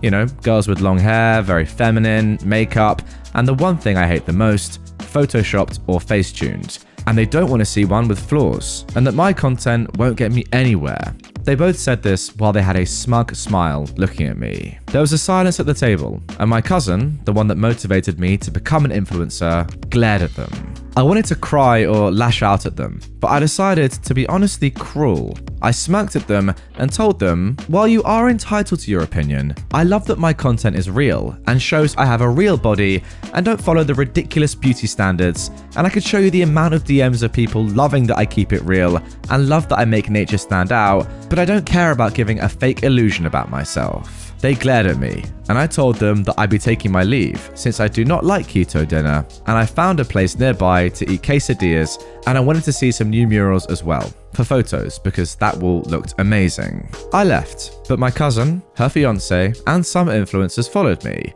And let me tell you, we all had fun without those toxic others. The next day, I put on my best bikini, took my tripod, and took the best shots on the beach. I put them on Instagram, and let me tell you, I received praise and also likes from those influencers that loved my idea of my content. That was the last day of the event, and these two entitled and spoiled influencers glared at me because they saw my post and saw that I hadn't followed their advice. To say that I left with a smirk and them both giving me the dirtiest glare was a chef's kiss. OP, good for you. There is nothing I hate more, I agree with you, than people online just being fake. It annoys me more than you could believe, trust me. And just like you, the very worst of the worst in my opinion in terms of being fake online and portraying something that you're not is people on Instagram that literally Photoshop their faces and their bodies. It's so bad and it's so negative and potentially harmful as well. So in terms of what you're doing and what you're saying, fair play to you for sticking with your principles. That seems to be the entire point of your account in the first place. So to change that just because some idiots are telling you to would have been very silly. So fair play,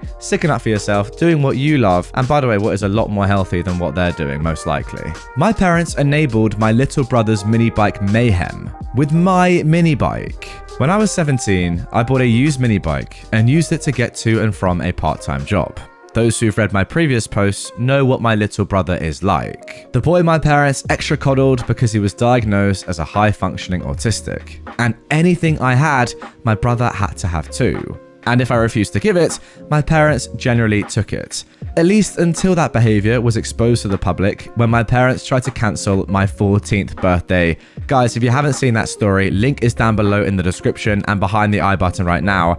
It is just so good. One of my most favorite recent posts. Anyway, after that, my parents stopped forcing me to give my stuff to my brother whenever he wanted it. And that led to some huge extra tantrums for him. My brother would look for things around the house to throw on the floor and break. Usually dishes. My parents actually stocked up on plates from secondhand stores because of that. When I got the mini bike, my brother was upset I wouldn't ever let him ride it. But he's destructive with all his stuff. Every time he broke his BMX, I'm the one who had to fix it. Change a flat, new pedals, new tire, new handlebars, new brake line, etc. He's got a stunt BMX that he begged for, and my parents spent hundreds on it. But as much as he loves it, he never fixes it himself or properly takes care of it. He just calls me over, begging me to fix it. My parents got him the parts and have the tools, but he never bothers to do anything more than pump a tire. And even then, he usually tries to get someone to do it for him.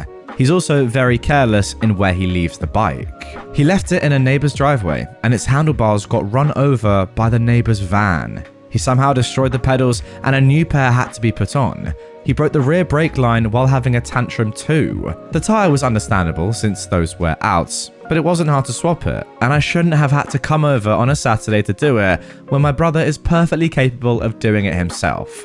So, dang right, I'm not letting him take my mini bike on a joyride, especially with gas prices being so high these days. The mini bike gets like 60 miles to the gallon, so what that it only goes 40 miles an hour, I only have a 5-mile commute anyway. About a month before my brother's 14th birthday, my parents called me begging me to come over and fix the BMX again. Little bro had worn the rear tyre down to its threads. I was annoyed, but I came over anyway because they offered to pay me. I swapped the tyre and sat down for a bottled water because it was like 100 degrees that day. My brother watched me work on the bike till I was done. His helmet was on, so I figured he was just waiting to go riding on his bike. But the moment my back was turned, I heard my mini bike start up outside and then take off. My little bro took off like a rocket down the streets on it before I could get out of the garage. I freaked out, but my parents tried to play it off. Though when I didn't placate them, they said they'd get my mini bike back right away. But for them, that was more like just waiting until my brother came back with it. I was annoyed and I wanted to call the police, but I'm not sure if they'd call it a domestic issue or not. My brother finally came back an hour later. He'd somehow not crashed. But the moment he saw me, he took off again. He drove the bike till it ran out of gas and my parents had to go and get him. To say I was furious was an understatement. But my parents basically rolled their eyes, handed me $40 and claimed it wouldn't happen again. I said it better not, or I'd call the cops next time. I'm not sure if it would help, but they seemed to take my warning. I had to push my mini bike to the nearest gas station to fill up before I could go home. Before I left, I told my parents that if my brother wants a mini bike so bad, then they should get him one. But then they pulled a 180 and said he wasn't ready to have one because it's a big responsibility, and that it was too dangerous because it's practically a motorcycle. I mean, really, they just let him steal mine for like 2 hours to go joyriding to God knows where, and they don't want to get him one themselves? Whatever. I'm used to the hypocrisy by now. The last time I went to my parents' house, my brother was massively grounded and in his room for his birthday rampage I mentioned in my first post. But just to be sure, I pulled the spark plug wire off my bike before I entered the house. My brother was glaring at me from his window when I left. I just gave him a goofy wave and drove off. Guys, if this is the first video or podcast of mine that you've ever watched or listened to, then you may not have heard of this person before, and their, quite frankly, disgusting younger brother. But this is probably the 3rd or 4th story I've read from this user, and they're all just fantastic. So yeah, as I said, I will leave some more in the description down below and behind the I button right now if you are on YouTube. But wow, once again, never failing to entertain is your little brother. I mean, seriously, the audacity of your parents is what is crazy. And I do say this every single time. It's not actually your brother's fault. Yes, he's a horrible little troll, but it's your parents who have raised him and allowed him to be so entitled. So that is where I would point the blame. An entitled father tried to get me kicked out of the store for having big breasts. So the only reason why the entitled parent in this story didn't go to prison was because I was 18 at the time. But the fact that this happened the way it did still angers me. When I turned 18, I started working at a call center and often walked around the city a lot in order to avoid my toxic mother. Yes, I know what you're thinking, but I was safe and always had a form of self-defense. I was young, but not stupid. Anyways, that year I experienced another growth spurt and went from a C cup to a double D cup. And I was getting a lot of weird looks when in public. As much as I hate to say it, I was pretty young and naive, so I never thought it was because of the way my body changed. But I prefer to keep my distance from people. One day, I decided that I was going to go to Walmart so that I could pick out some yarn for a crochet project I wanted to work on while at work. We were allowed to crochet as long as we didn't avoid the calls that were automatically answered on our systems. While I was checking out the yarn, I noticed a kid who looked like he was 13 or 14 standing at the end of the aisle watching me. Thanks to my history of getting bullied and beaten up, I immediately grew cautious and started debating if I wanted to get my yarn here or go to the Hobby Lobby across the parking lots. Before I could make a decision, an adult man came up and started leading the son off. So I started to relax and think that I was overreacting. That is, until the entitled dad of this story came back. Excuse me, but where did you get your implants? They look so real. Excuse me? I was really embarrassed and shocked, and I was already getting creeper vibes from this guy. Your implants? He waves his hands in front of my breasts and gets uncomfortably close to me. Where did you get them? I was at a loss for words, and I didn't know if he was serious or just being a creep. At this moment, the kid came up and poked at my right breast, and I instinctively smacked his hand away, not caring that he was a kid. Excuse me, but you really shouldn't do that, especially to a woman. It's not polite, and it's considered SA and SH. The entitled dad immediately got mad at me and started screaming at me to not touch his son. He said that it was my fault and that if I didn't want attention like this, then I should keep my fun bags put away. I was in tears and looking around for an escape, especially since the more the entitled dad yelled at me, the closer he got to me. He started telling me that there was no way my breasts were real and that he needed to feel them to know for sure.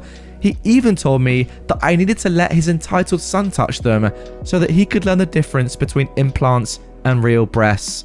Wow. Remembering the fact that I had my pepper spray in my bag for any occasion where I needed to defend myself, I usually had a knife too, but that seemed a bit extreme in the heat of the moment, I pulled the can of pepper spray and told them both to step back and get away from me. At this point, an employee turned the corner, having heard us yelling, and saw me holding the pepper spray. He freaked out and called for a manager before coming up and yelling at me, demanding to know what I was doing. Thanks to me being in tears, the entitled dad was able to butt in and started lying to the employee that I was seducing his son and pulled my pepper spray out when his dad had tried to come to his son's rescue. The entitled son immediately started agreeing with his dad, and the employee was already saying that he was going to call the police, while the dad demanded that me and my big breasts get kicked out of the store. Thankfully, at that second, one of my co-workers, a big burly guy who often gave me a ride at nights after hearing that I took the taxi home at night because my mother refused to teach me to drive,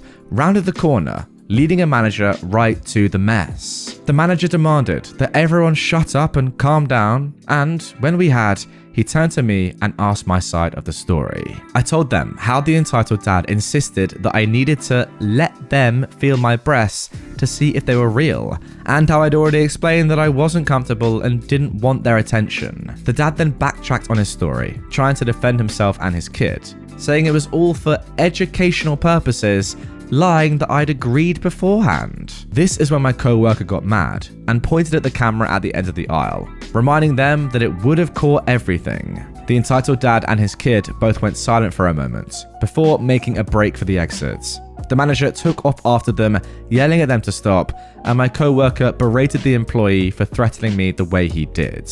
Of course, the entitled dad and entitled kid got away, and I never went back to that store by myself per my friend's request. Please, teach your sons to respect women and don't harass them.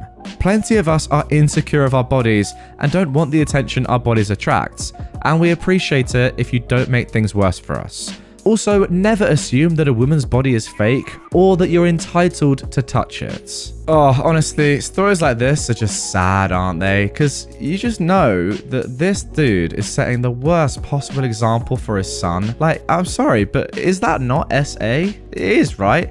He tried to touch your breast. If that's not assault, I don't know what is. I mean, it's getting there, isn't it? You know that this kid's going to grow up, right? And he's going to just do the same things that he's seen his dad do in places and events like this. And he's going to think it's okay because his dad does it. Again, not the kid's fault for being entitled, but the dad's by a mile. What a creep. What a disgrace of a man. I don't really understand what you said at the start of the story, saying that he would have been arrested if you were under 18. I guess that's what you were saying. But he should have been arrested anyway. It doesn't really matter what your age is. Like, I'm sorry, but he's demanding to touch your breasts to know if they're real or not. If that is not the biggest creep you've ever come across, wow. What a disgrace. Stepmom steals my dad away from me. This is going to be a pretty emotional story to write, but I need to let it out. I am a 17-year-old male, and this story takes place a few years ago. My dad got a new girlfriend in September of 2019. We thought this was great, and everyone was happy because he was pretty lonely.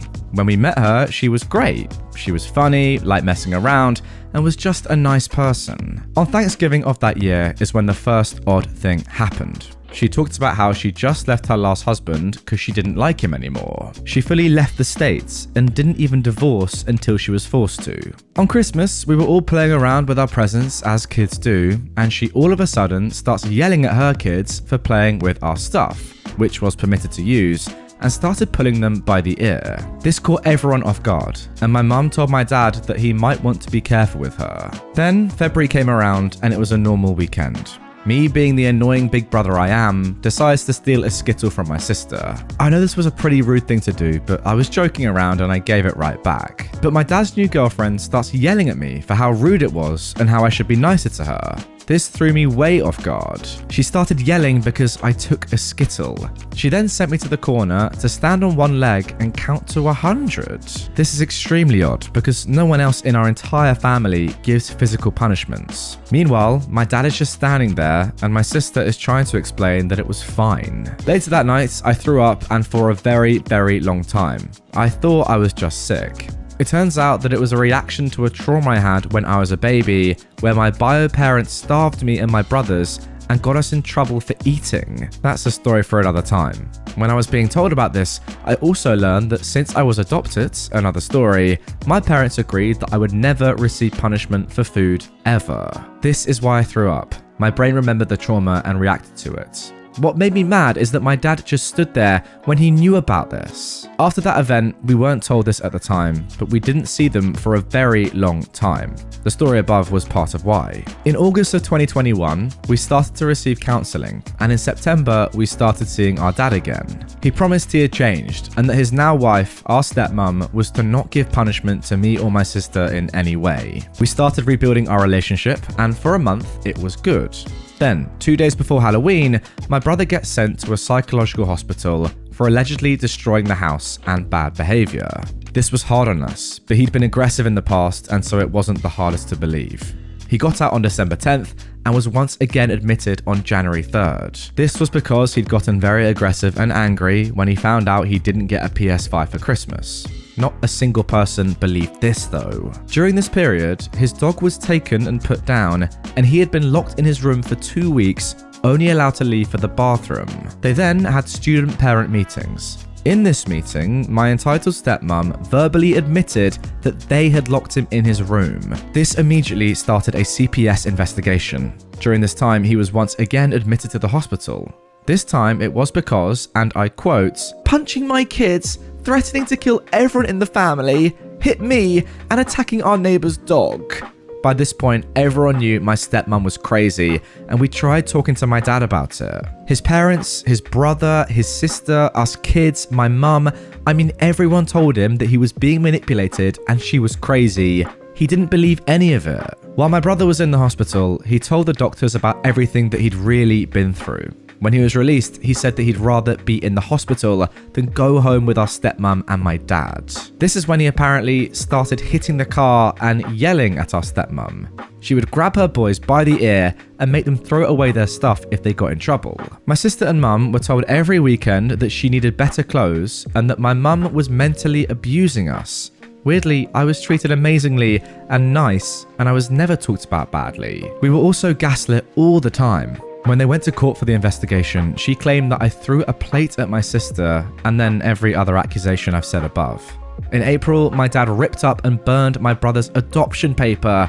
My mum had a copy, thankfully, and told him he wasn't allowed in the house anymore. He stayed at our house for a little, and then we had a court hearing that gave him the right to live with my aunt. He got counselling and we started seeing each other again. My dad was told by the state and the trauma therapist that he was not allowed any of our information or to see us ever unless he agreed to get counselling, have our stepmom out of his life, and if we also agree. She got rid of my older sister, then worked on getting rid of my brother, starting with his dog. She then moved on to my other sister, and then she got caught, and they now live in Minnesota. My dad still believes that she's a good person and that we were in the wrong. I know I should dislike both my dad and my stepmom, but I can't get myself to hate my dad. He meant way too much to our lives. You know what, OP? I think your last sentence there is very, very telling indeed. It sounds to me like you know that your dad is a good person, and perhaps your new stepmom has kind of just brainwashed him into doing things that he wouldn't normally do. It's hard for me to tell because obviously I'm not involved in the situation. Guys, what do you think? I think this woman just needs to get out of all of your lives, and hopefully you can all heal your relationships together with this toxic cow gone. An entitled Karen tried to play the race card and force me to break federal law. So, when I was 18, I was working at a call center that handled debit, credit card fraud, and identity theft related issues for a bank. I have lots of fun stories, but I'll never forget the time that some woman called me racist and accused me of discrimination just because I wouldn't break federal law for her. A bit of background. According to federal law, even if you open an account online, you have to provide documentation that proves your identity in order to prevent scammers and criminals from making fake accounts and messing everything up for the bank and the customers. This is a very basic summary of the law, and I don't remember all the details, so this is the best explanation. I have to summarize it for context. It also provides a way for the bank to identify someone posing as you should someone ever try to impersonate you. But that wasn't the main point. As much as I hated it, when we had people call in because their accounts were on hold due to not providing proof of identity, they always landed in my department because everyone just assumed it was an ITA issue even though it wasn't. One night, I got a call from a lady who was very irate and already yelling when I got the call. One of the agents from a sister site had decided to cold transfer the abusive customer to my department because why not? And they never told her they were transferring her in the first place. Great start to an already trashy call, but it was about to get so much worse. As soon as the lady heard me talking, she was already spitting accusations of discrimination and racism, saying that we were just putting her account on hold because she was a black woman who works hard for my money and your white supremacist organization don't like it.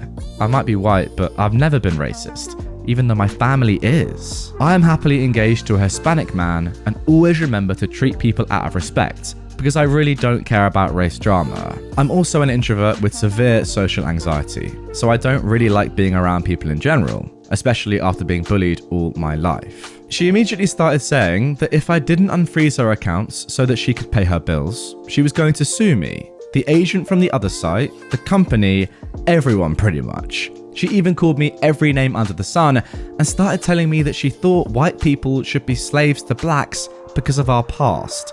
I'm not even going to comment on this one, since my family is mostly Irish, and again, I don't care about race drama. I did everything I could to calm her down, and I asked to put her on hold for a minute so I could review the accounts. She told me I'd better hurry up, and I put her on hold so I could see what was going on. This woman had recently opened the accounts and never verified her identity with the bank using her documentation.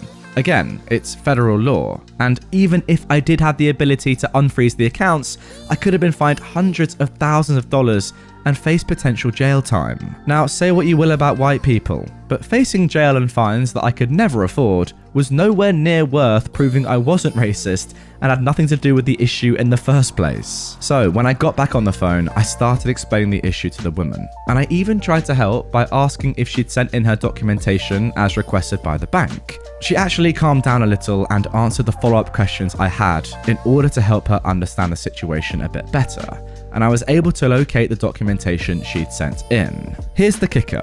She had sent it just minutes before calling in, and it was already outside of business hours on a Friday. I explained that I could see her documentation had arrived, but I had to explain that because she had sent it outside of regular business hours, it wouldn't reach the back office until the following business day, and would then take another 3 to 5 business days to review. She again launched into this racist rant that I was just doing this because I saw she was black and must hate black people. Then she demanded to speak to a supervisor. At this point, my patience was worn out, and I was desperate to get out of the situation. I called my manager over and was about to explain everything when the manager took my mouse from my hand and hung up on the customer. He informed me that he'd passed by and heard some racist slurs coming from my headset and jumped on to listen to the call to see what was going on, since I was usually pretty good about diffusing situations like this on my own. He told me that he was impressed that I hadn't hung up on her after the first set of slurs, but he told me that he refused to let me get yelled at like that again, especially when I was still trying to be nice to a racist Karen like that. As much as I hate to say it, the call didn't end there. Karen got a hold of an agent from the sister location and actually got them to unfreeze the accounts. On top of that, she got the agent to file a report against me, and the agent even stated that I was the one who unfroze the accounts. Bottom line, corporate was out for blood, and because of that agent, they were then out for mine. My manager managed to convince them that I was innocent by playing the call back for the higher managers in the office, and I didn't find out until a few days later when corporate wanted to verify some information with me. I was left alone, but I decided that it would be better to start looking around for a new job, especially with the fact that I almost got hate crime charges pressed on me, on top of charges for breaking federal law. If any of you guys watching have ever worked in a call center, let me know if I'm right or wrong here, but from my experience of reading posts like this, it seems that clients that call always think they can get away with being ruder than they would be in real life just because it's kind of anonymous, like you're on the phone, not face to face. I mean, thankfully it's all recorded, but I don't see why people just go to these lengths and are so unbelievably toxic when there's no need. Homophobic entitled mum tries stealing my water bottle. I've posted on here before, but lo and behold, I encountered another one. It's not surprising to me that this has happened. I live in a red state, and the part of my town that I live in is overwhelmingly upper middle class conservatives. The kind of people who had Trump 2020 signs in their yard in March of 2021. You get the type. Now, I'm a fairly active person. I'm at the gym regularly, and I've never encountered anything like this. I'm also openly queer, and the water bottle that I bring to the gym shows that. It has several stickers on it, most of them bought off of Etsy or things that people have given me over the years. Most importantly for this story, I have a sticker that says trans rights on it that I bought when I came out 1.5 years ago. Now, my gym routine is simple, but part of it involves entering into these hallways that my gym has, where people work on mats and do bodyweight exercises. I do my routine and I'm about to leave when I hear that all too familiar ahem from behind me. Now, the hallway I'm in connects to the stairs, so I assume this woman came up them without me seeing. She is your stereotypical Karen with obviously dyed blonde hair and a kid in tow. This is unusual though. Like most gyms, the gym I attend doesn't let kids use the equipment until a certain age. For ours, it's 11 to use them and 14 to use them unsupervised. But this kid can't be more than 8. However, there's a classroom on this floor that teaches kids as well as adults, so I figure he's here for a class. She's wearing a shirt that says "No way vacay," which has nothing to do with the story, but I thought it was funny. I'm mostly confused as to why she's talking to me, to be honest. I turn to look at her and the following conversation ensues. "Can I help you? This is a family place, and I think you should keep that at home." "What?" She rolls her eyes. "Don't play dumb. That," she points at my water bottle. "It's unacceptable." "What?" It's worth noting at this point that although I am publicly out and use they them pronouns everywhere I go, I still present really feminine. In most cases, unless I introduce myself with my pronouns, people just assume I'm a really enthusiastic ally. There are many reasons for this, but most of them stem from my own insecurities about my physical appearance, so I won't get into them here. "You're not even old enough to know if you're gay or not. Talk to me when you're an adult." And with that, she leaves. I thought that was the end of it, and I would leave with a funny story to tell my parents when I got home, but I was so very wrong. Also, worth noting before I get into the juicy part is that my 18th birthday is in less than 2 weeks. I'm almost legally an adult, so I definitely class myself as old enough to know. I'm pretty young, but I'm not like a preteen still figuring my sexuality and gender out. I'm sure about it. Anyways, after she leaves, I leave my stuff behind to go grab a wipe to clean my mat so I can put it back. Given the title of the post, I'm sure you see where this is going. I get back to my mat and my water bottle is gone. I panic, obviously. Homophobia or transphobia I can deal with. It says more about them than it says about me. but I've got pretty severe anxiety, and having any of my stuff touched, moved, taken, or basically changed in any way is a huge no-no for me. I put up my mat, grab the rest of my stuff, and head to find a staff member. I walk back into the weight room, and I spot her immediately, and she's holding my water bottle. She's standing next to her husband, who is yelling something at the worker that sounds along the lines of, "My son should be able to use the machines. Age restrictions for safety reasons be danged. Don't you know who I am?" Yada yada. I walk over and tap Karen on the shoulder. She spins around and looks very smug to see me. "Give me my water bottle back. It's my property. You shouldn't have these things around my children. We're a Christian family and God said..." My mum is a priest mom. I know a fair bit about what God says, and I don't think he would approve of stealing. And what does she say about these things you've plastered on your belongings? She bought me some of them. I need you to give me my water bottle back.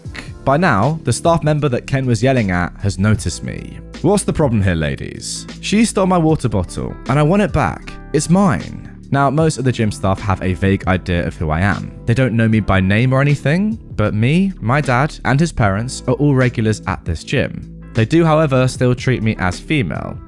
What you gonna do? I'm leaving for college in 2 months, so meh.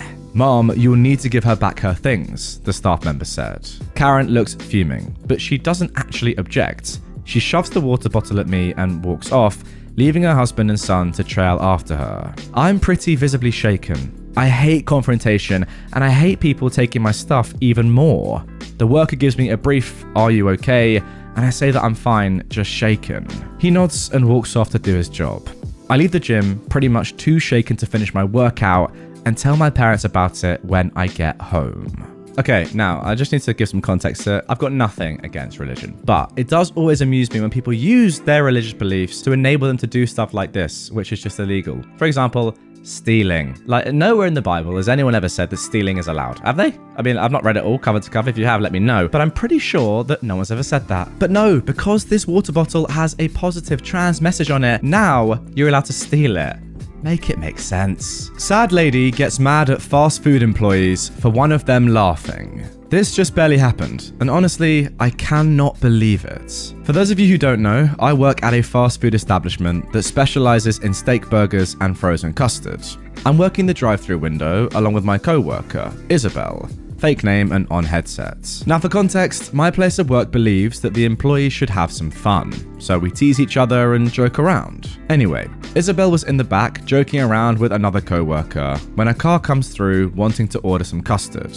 When Isabel answers the headset, she's still laughing a bit. The people order and come around to the window.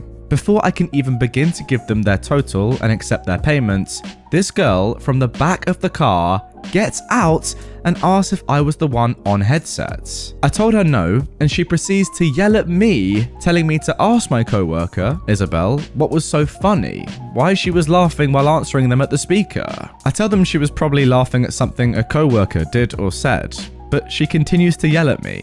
Here is everything word for word. "Are you the one with the headsets?" "No, Mom, that would be my co-worker." "Ask your co-worker what is so funny that she's laughing while taking our order." "Well, she was probably laughing at something a colleague did or said." "It doesn't matter. I work in customer service, and that is bad customer service." "Mom, our managers actually like us to laugh and seem like we're..." "Oh, shut the heck up." When she told me to shut the heck up, I wanted to get my manager and have him refuse her service, but I didn't know where he was. But how sad do you have to be mad about a fast food employee laughing? You know what? If there's one thing that I now know that all Karens, 100% of Karens, just despise, it's people laughing. Their aim is to suck the joy out of every person in the world. And if you're laughing at work, where you're supposed to be 100% professional and never even enjoy a second of it, just sit there and be quiet and do your job, then yeah, it doesn't get any worse than that. I can't imagine having a good time at work. It's just not allowed. I don't know about you guys, but when I go to a drive-thru or a restaurant and the waiter or staff member is happy, I'd rather them be happy than just be sad and miserable. It seems pretty obvious, right? But hey, that's Karen's for you. My mother turned my illness into a vehicle for her own social clout. I am a 25-year-old woman, and when I tell people this story, they typically get extremely angry. But honestly, as someone who's kind of used to my mum's rubbish, I think it's pretty funny. About 6 months ago now, I had a life-changing surgery. After a year of debilitating symptoms and the threat of eventual, not sudden, death, I had a whole body part removed. Recovery has been rough, but I'm getting better every day. It's worth mentioning though, I suppose, that the reason why my illness got so bad is because it went untreated for 9 years. I developed it in childhood, but my parents couldn't be bothered to take me to a doctor. I learned to live with it, and then it became life-threatening. Look, I love my parents, but they're flawed people. They did express guilt over the situation, but they ultimately justified it to themselves, even though the signs were pretty obvious that something was wrong. My mum especially, I guess, wanted to preserve her pride and image as a loving mother. And before my surgery, while I was still just trying to survive day to day, she made a support group for me. According to her, it was pretty active, full of people giving their condolences and words of encouragement for our family. But I wouldn't really know because I was never allowed to join. From what I can gather, it was a space for my mum to give updates on my condition, talk about what the family was going through, all of that. But really, she made the group to support herself, what she was going through, how hard my illness was on her, etc. For context, I don't even live with her. I didn't even want her visiting me in the hospital, and I lied to her about how many visitors I was allowed to have to stop her. She tried to step over the visitor I did want there, and I had to have the hospital keep away anyone who wasn't my chosen visitor to stop her. I did send her a picture of me, looking god-awful, giving the thumbs up when I was right out of surgery, while high on painkillers, and that was a mistake. That photo made it into that support group without my permission. So like, God knows what else was posted there. Again, I was never even allowed to see it. So, my mother has always been self-centered. This isn't the first time she's used me as a prop for her own social clout. I'm very used to it and getting better at practicing my boundaries with her. But I made an oopsies this time, clearly. Now, good news, guys, this story is only the beginning because we've actually got 2 more stories coming up from the same user about their own entitled parents. And let me tell you, if you thought that first one was bad, this mum just using her daughter's illness as a way to gain social clout, well, the next 2 are even worse. Parents accuse me of ruining Christmas every year. Now I wonder why I hate Christmas. I posted a story on here a little while ago and people seem to enjoy it. That's the one I just read. My parents, bless their hearts because I do truly love them, are full of entitled parents moments. Here is another one. One of my parents' many deep wounds is that because they grew up poor, they never got the magical sort of Hallmark kind of Christmas they grew up seeing on TV. Fair. But unfortunately for my brother and I, who were raised upper middle class, that meant that our Christmases were more elaborate, vicarious, wish fulfillment, role-playing scenes than they were a holiday while I was growing up. Christmas had to be this perfect event, filmed and documented ad nauseum. We spent just as much as the evening before and the morning of posing for false family photos as we did anything else. There was more yelling and screaming that things go exactly as planned than those photos suggested, but back then I thought that was normal. The big sticking point every year was naturally the most vapid and consumerist part of the whole event, the presents. For context, I've always had one true passion my whole life. I've been drawing, sculpting, painting, and sewing since I was a very young kid. I work professionally full-time as an artist now. I still have my first sketchbook from when I was 5 years old, full of drawing of me trying to replicate the anime characters I watched on TV. And I never had enough supplies. I was always running out. As I got older, especially, I was desperate for more advanced and expensive tools, like resin casting and drawing tablets. My point being, there were clear and obvious choices for presents. I put almost nothing but art supplies and maybe a DS or a specific book on the Christmas list my mum asked for us to make for her every year. Only my mum had a very interesting gift-giving habit. Despite asking for Christmas lists, my mum would often get only 1, maybe 2 things on them. She wanted the day to be a surprise, so she often just bought whatever she wanted. And when it came to buying gifts for me, her daughter, that often meant buying things she wanted. Things she would have liked when she was my age. Again, trying to vicariously get the childhood she wanted. Not only that, but my mum wanted to buy me things that she felt looked impressive to share online. Oh, there we go again. And art supplies weren't impressive to her. So she'd get me expensive jewelry and clothing, weird gadgets, extremely overpriced bathroom products for some reason, and then maybe a few cheap art tools or materials. Which, you know, is fine. I wasn't a greedy kid, and I appreciate the thought, of course. I didn't complain. But a polite "thank you so much" and a smile wasn't enough of a reaction for my parents. I guess I wasn't a very good actor, and they could tell when I wasn't being genuine about liking something. They would start interrogating me immediately.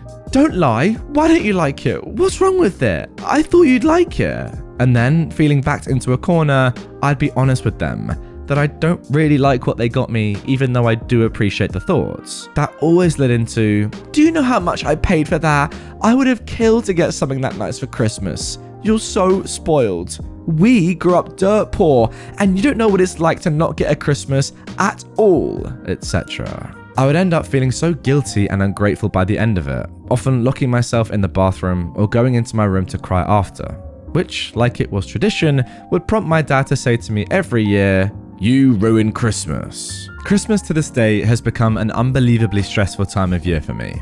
I can't look through photos of particularly bad years without crying still. In my mid-teens, I developed what was basically a nervous reaction, where I'd be holding back tears and fighting to keep myself calm from the dread and anxiety of just having to open presents. That made it worse, because whether I liked what they got me or not, they interpreted it as me being difficult and snobby, so I'd guaranteed get yelled at and berated for hours afterwards. Christmas became nightmare ordeals, prompting some of the worst fights I've ever had with my parents. Not really much to do with the gifts themselves, more so how I was never happy and how it was ruining it for the whole family. This was particularly embarrassing when it happened in front of extended family over the holiday. I got a reputation in the family for being a bratty teenage girl because my parents would trash talk me to them after the fight was over. It was degrading and humiliating. When I was 13, that was the first year I asked them just to not get presents at all for me, that I just wanted to enjoy the time with family, that that's what really mattered to me.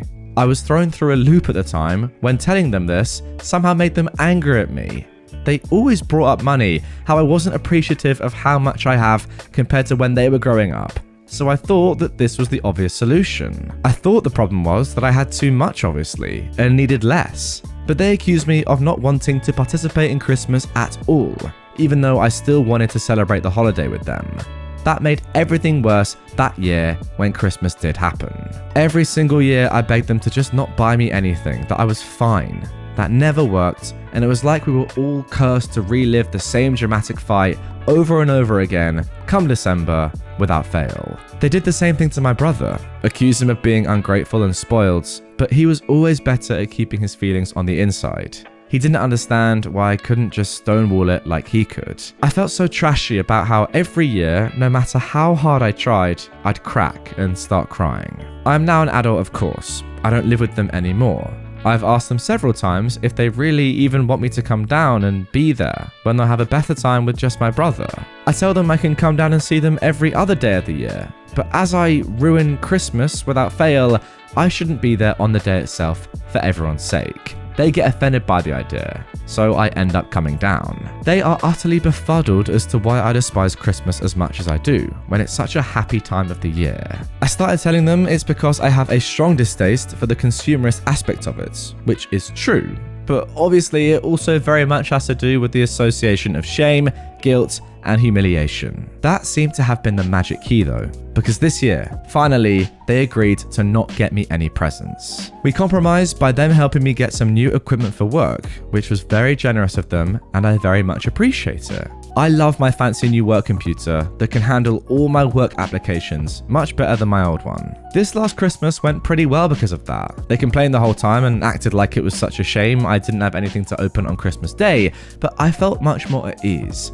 I just kept reminding them how much I love my work computer. I feel like a weight has been lifted, and that Christmases will be so much easier to manage now that presents aren't in the equation. Still though, they know I have nothing but negative feelings towards it, and that I refuse to celebrate it with any of the partners I've had, since the last thing I want to do is to bring that nightmare holiday into my relationship. Oh man, well that story is just really sad. If you can't enjoy Christmas, then what can you enjoy? I don't know about you guys, but for me, it is 100% my favorite time of the year. It's not even close, genuinely. And I love Christmas Day, having the family around, you know, everyone's just in a good mood, chilling, opening presents, gifting, receiving. It's just good stuff. Don't take it like that, yeah?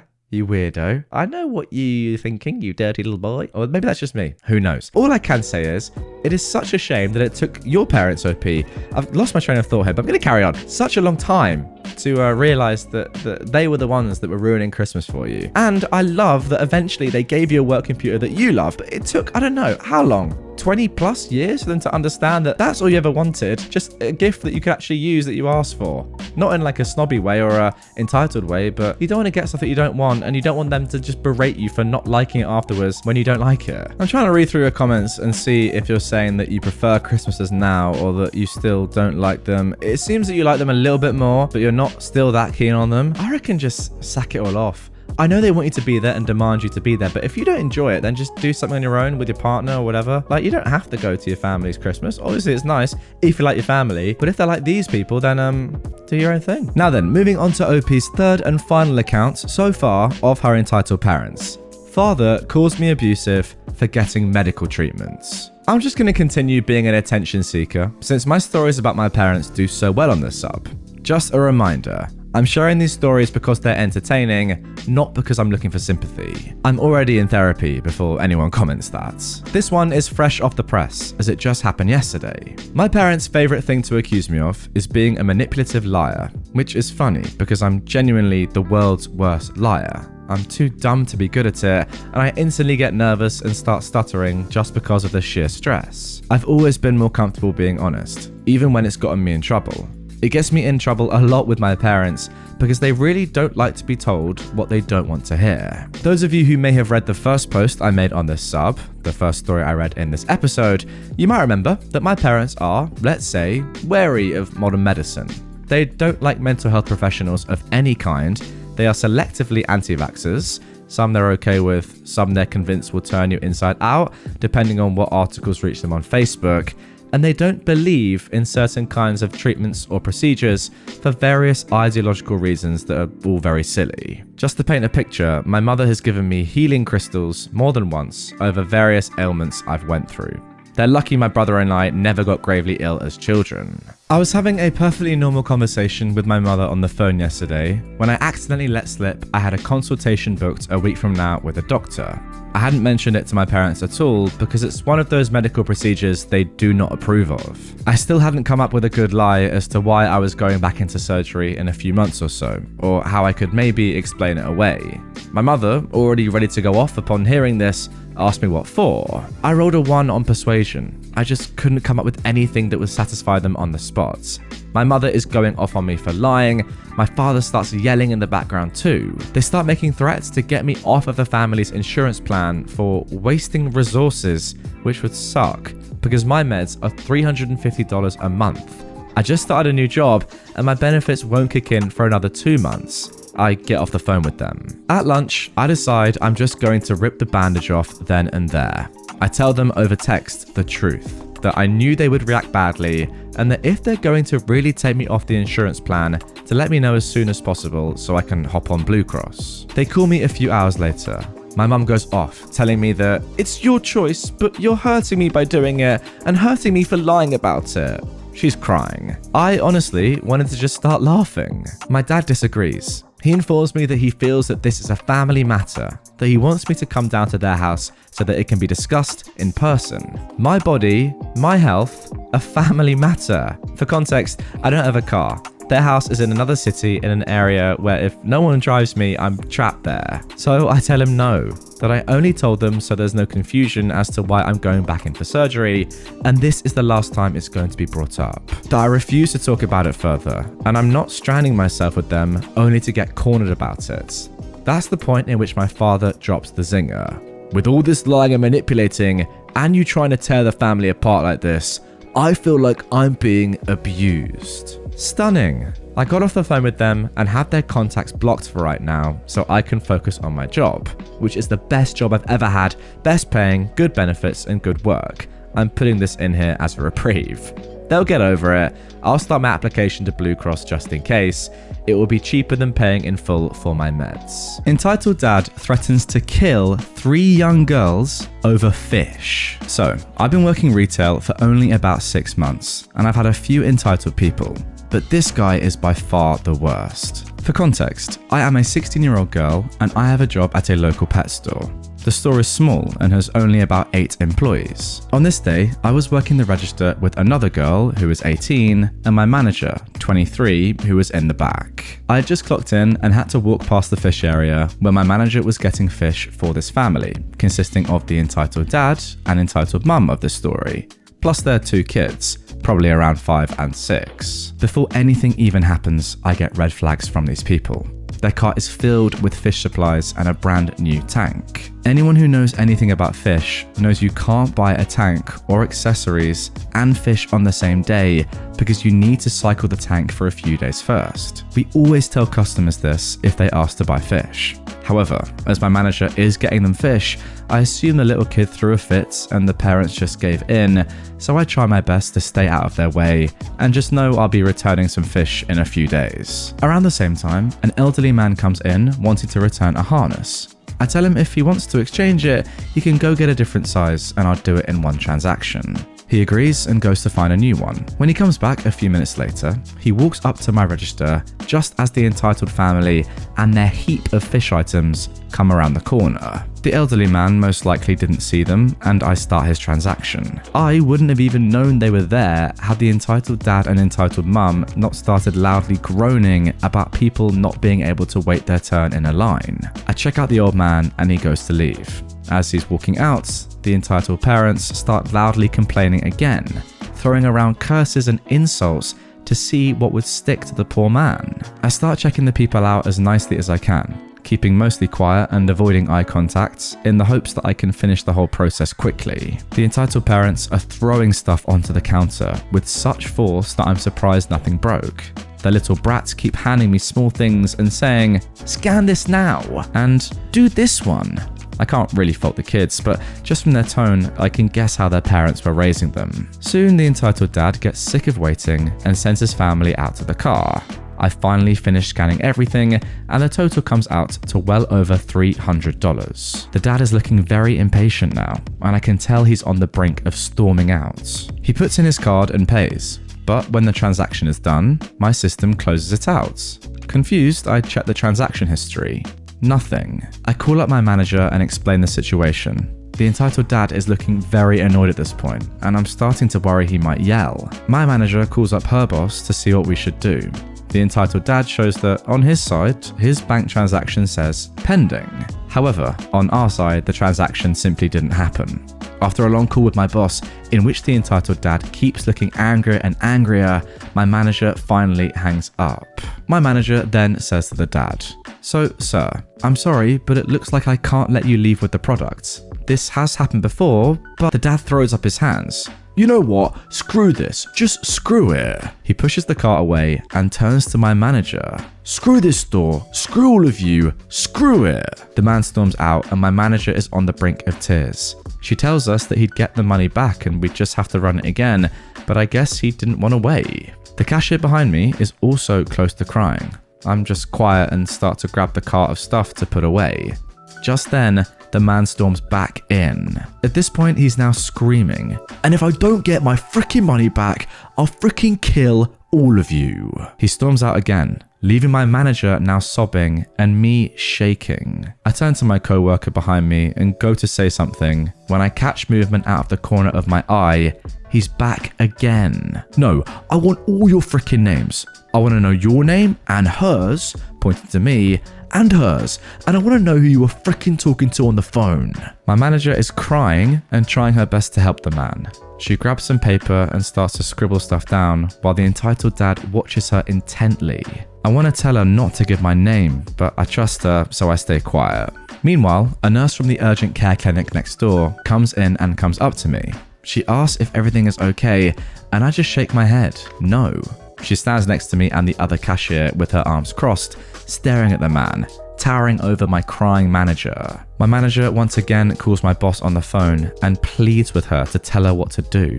She finally hangs up and tells the man she's sorry about what happened and he can just take the stuff and go. Suddenly, it's like a switch was flipped. He's all, "There's no need to cry," and "You've been so helpful." He actually at one point grabbed her hand and told her it was okay and she didn't need to be upset. Then he grabbed his cart and started to leave.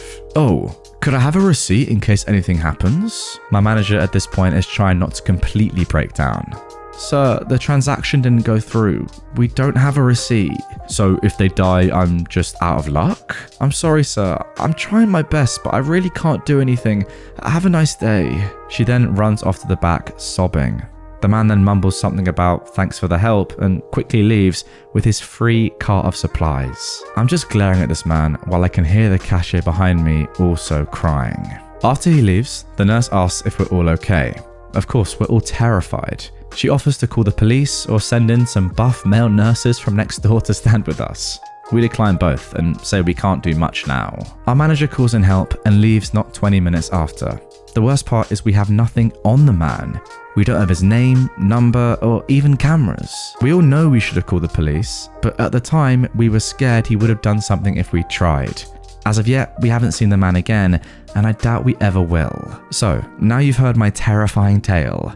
Hopefully, I'll be starting a new job at Starbucks soon, so I doubt this is the last story I'll have of entitled parents. I don't know how people can work in customer service for years.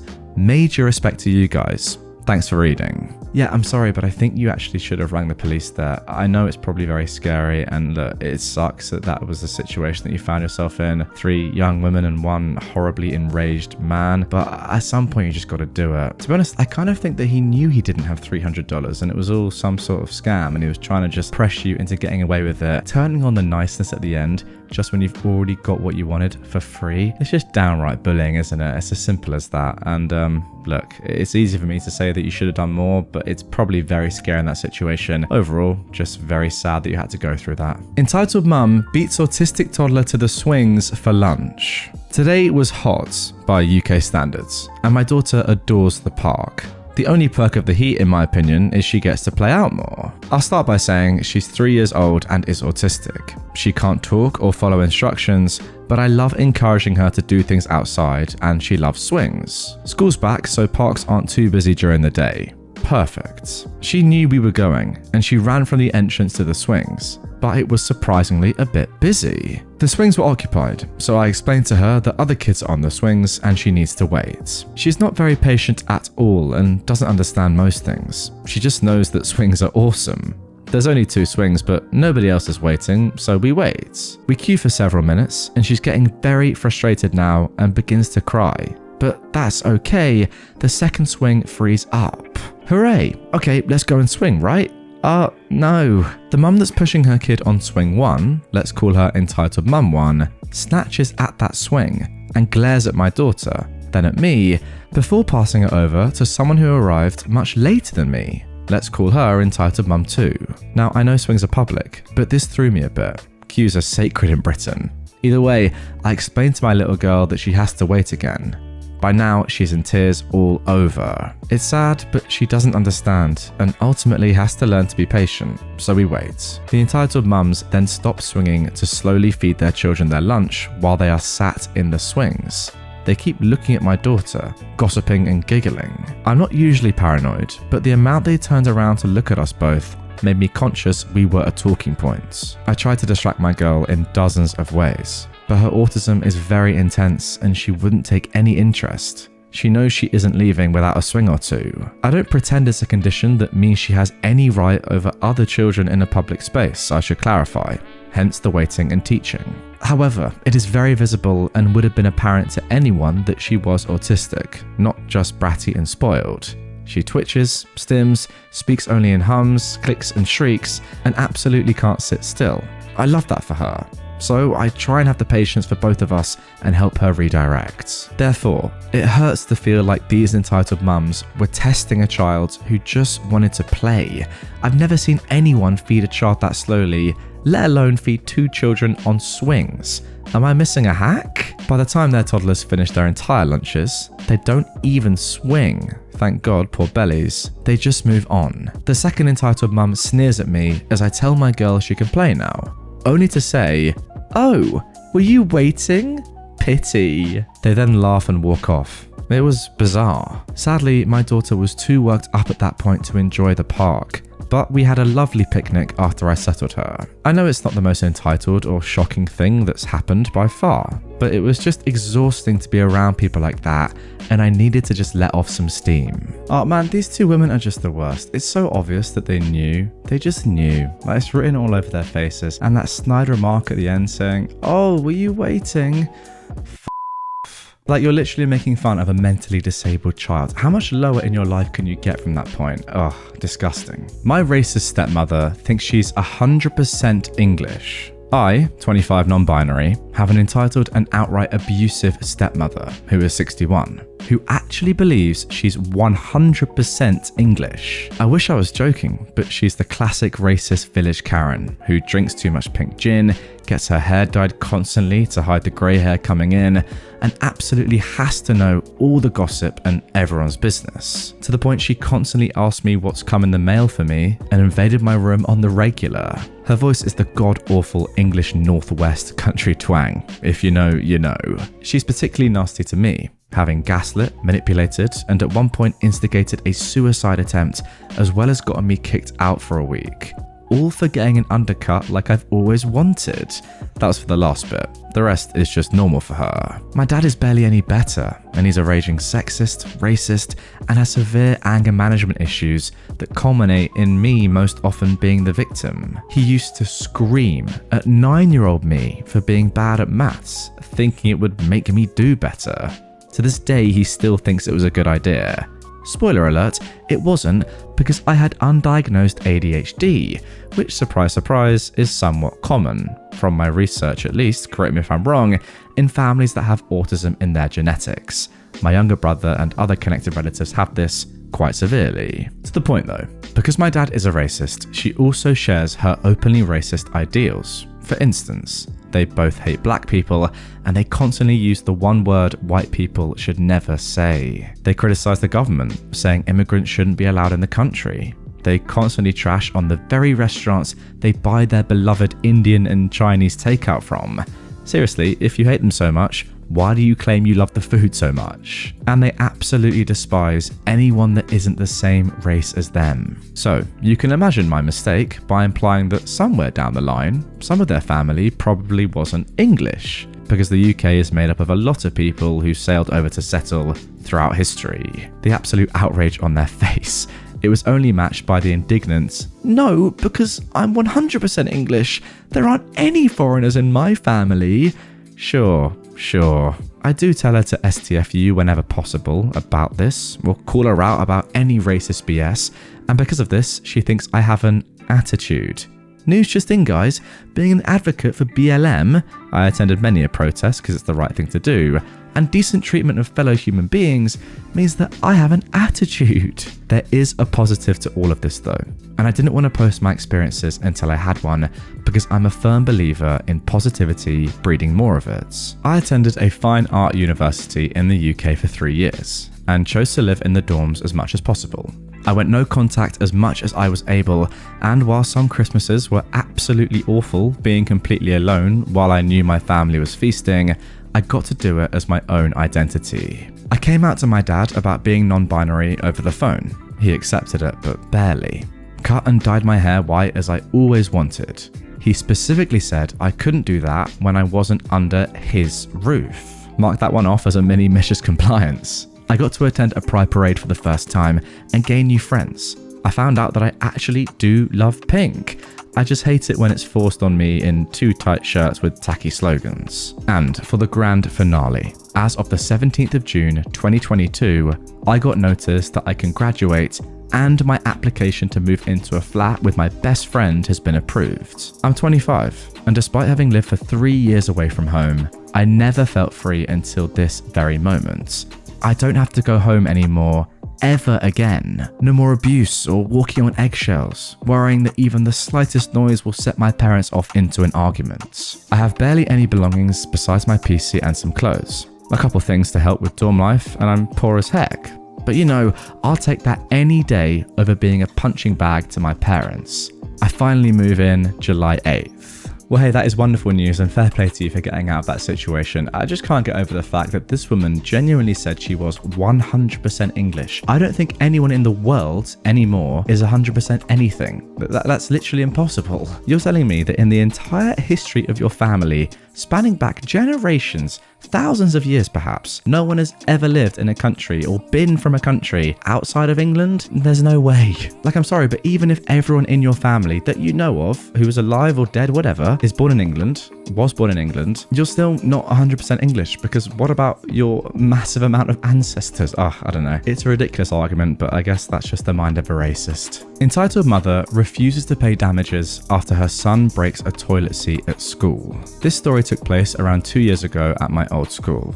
I recently remembered it after I found an article talking about the incident. For context, at this time, the boys' bathrooms in our school weren't anchored correctly to the wall, so our principal put up signs on them to show they were out of order. This boy, we'll call him Dan, either didn't see the sign or overlooked it and stood up on the toilet seat, causing it to break. This is where our entitled parent, Dan's mum, comes in. Dan sends his homeroom teacher a photo of the toilet seat, to which she forwards the image to Dan's mother, asking what to do.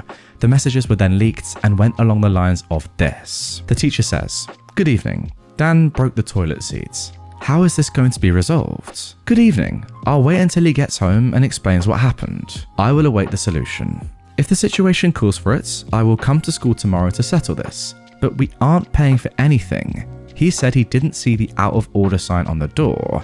The stall should have been locked. I don't consider this to be Dan's fault, rather the school's." Well, I think it's better if Dan owns up to his actions, accident or not. He broke the toilet seat, so either he or his parents pay for it. What if everyone were to break school property and blame it on the school? No, he has nothing to own up to, replied the entitled mum. It was the school's responsibility to close the stall. I'm interjecting here to say our school stalls had no locking mechanism, so there's no way to do that. I will be coming to school tomorrow to settle this. I do not think children should own up to anything in these circumstances. I am a woman who owns up to her mistakes. I don't think these conditions are safe for my child. I'm interjecting again, but just so it's clear, Dan was 14 when this happened. Dan's mum showed up to school the next day. The details are unclear as I wasn't Dan's friend or classmate, so I heard anecdotal accounts from classmates who knew him. Apparently, his mum still refused to pay the school for the damages. In my country, we have a behaviour grade system, where students get a point deducted for causing major problems or for having too many absences without a given reason. This grade is very important, as you could not be allowed into certain high schools or universities if it's anything below a 9. The text resumed the next day. The same teacher said, "Good evening. Seeing as you chose not to pay for the damages caused by Dan, his behaviour grade will be lowered as per the school's rules." "Good evening," replied the mum. "That sounds like a threat and I don't enjoy it. I will come back to school tomorrow to speak to the principal." This is not a threat, but the consequences of the actions taken. If you wish to speak to the principal, you need to schedule an appointment. She did indeed show up again, demanding to speak to the principal and still refusing to pay. Dan did get his behaviour grade lowered. Moral of the story, if your kid breaks something, don't blame it on his school. Now guys, before I even say anything on this story, first of all, I want to see your comments. So don't cheat. Don't edit your comments after I say what I'm going to say. Get in the comments right now. Pause the video if you have to, whatever. Get in the comments and let me know. Do you overall agree with this story? Do you think this mum, Dan's mum, was entitled? Do you think Dan was in the wrong? Do you think that Dan's mum was in the wrong? And do you think that the teacher and the school and the principal were in the right and that Dan's mum or Dan should pay for the toilet? I want to hear your thoughts first. My thoughts are as follows. First of all, yeah, there was no reason to stand on the toilet. I mean, like, you have to take some responsibility for that. There's no reason ever to stand on a toilet, is there? Like, I mean, you know, look, he's 14 years old, but okay, that actively is wrong. He shouldn't have done that, and there should be some consequences. That I can understand. However, I feel like there's more going on here. You know, the school doesn't have working locks on the bathroom stalls. A kid can still go and use a toilet that's out of order, etc, etc. Like, it seems a bit weird, no? Because imagine this, if the kid had been hurt during all of this, I'm pretty sure that the school would have been liable. I don't know what country this takes place in, but in my country, the UK, the school 100% would have been liable. This, I think, is 100% on the school not maintaining its own, utilities and not having proper safety standards. Like, it's up to them to make sure the school is safe for their students. Therefore, my overall point is that Dan's mum was completely in the right and the score in the wrong. I think she was absolutely fine saying what she said, and I wouldn't have paid either. If my kid was involved like that, I wouldn't have paid. It's on the school. What do you reckon? Let me know in the comments down below. Look, before you have a go at me, remember this. The toilet isn't even anchored to the wall properly. And I get it, he shouldn't have stood on it, but still, they are lucky, the school, that the kid wasn't hurt. Just what I'm saying. What do you reckon? I think I know what happened to my brother. I'm trying to write this in a way so that no one will be able to research and find out who I am, or my brother is. But it's the internet and everyone's a super sleuth. My brother went missing years ago. And when I say missing, I mean that his case was declared one of those creepy unsolved mysteries. It was on the news. I distinctly remember my parents interviewing for the news in our living room. I think I know what happened to him. I was very young when he went missing. I barely remember him, but I do remember that I loved him a lot. He would pull me around our block in a wagon. Most kids his age didn't do that. The days before he disappeared, I remember him staying home and babysitting me. I stayed in my room and played Nintendo 64. Throughout the day, a guy came over. I remember him. He was older, almost our dad's age. My brother made me go into my room whenever I heard the doorbell. Later, after the guy left, my brother would ask me not to say anything about the guy. With my brain only being focused on video games and extra dessert at that age, I agreed. I didn't care, nor did I comprehend the gravity of the situation. The day before he disappeared, I remember the older guy coming over. I was in the kitchen and remember looking up and seeing him kiss my brother. They hugged. They didn't care that I saw them. The older guy waved at me and I waved back. Then I kept watching cartoons. I fell asleep on the couch and woke up to my brother whispering outside our front door, "Don't worry, he's asleep." The older guy said something I couldn't hear. Then my brother said something I couldn't make out. But I made out the words visit them, or maybe he said visit him. Either way, I know the word visit was in his sentence. The man raised his voice and said no. Then I heard plan and city, then I fell asleep again. The next morning, the day he disappeared, my parents were at work. My brother was acting very strangely. I remember he kept checking the clock. In the afternoon, I remember him picking me up and asking me if I wanted to go in the wagon. I was too hooked on Nintendo 64 and I said no. He almost begged me and I said no again. Then he told me he had to run to our neighbor's house for something. I don't even remember what he said. I just said okay. He reminded me to not open the door for anyone, only mum and dad. I shouted at him, okay, because Super Mario was getting on my freaking nerves and he wasn't helping. He gave me a hug and told me he loved me and left. He never came back. All these years, decades later, and I think he was in love with that man. Well, I know he was. The memories randomly came flooding back to me earlier. I'm not quite sure why, but it's been taking over my thoughts lately. I can't sleep because I keep thinking about it. I think my brother left with that man and they ran away together. Or maybe something worse happened, but I don't think that's the case. My freshman year of college, I was part of a sports team that got national recognition. I remember my team's picture was on ESPN with our university's name. A few days later, I got mail at my dorm. It was a gift basket. I thought it was from my parents, so I didn't read the card.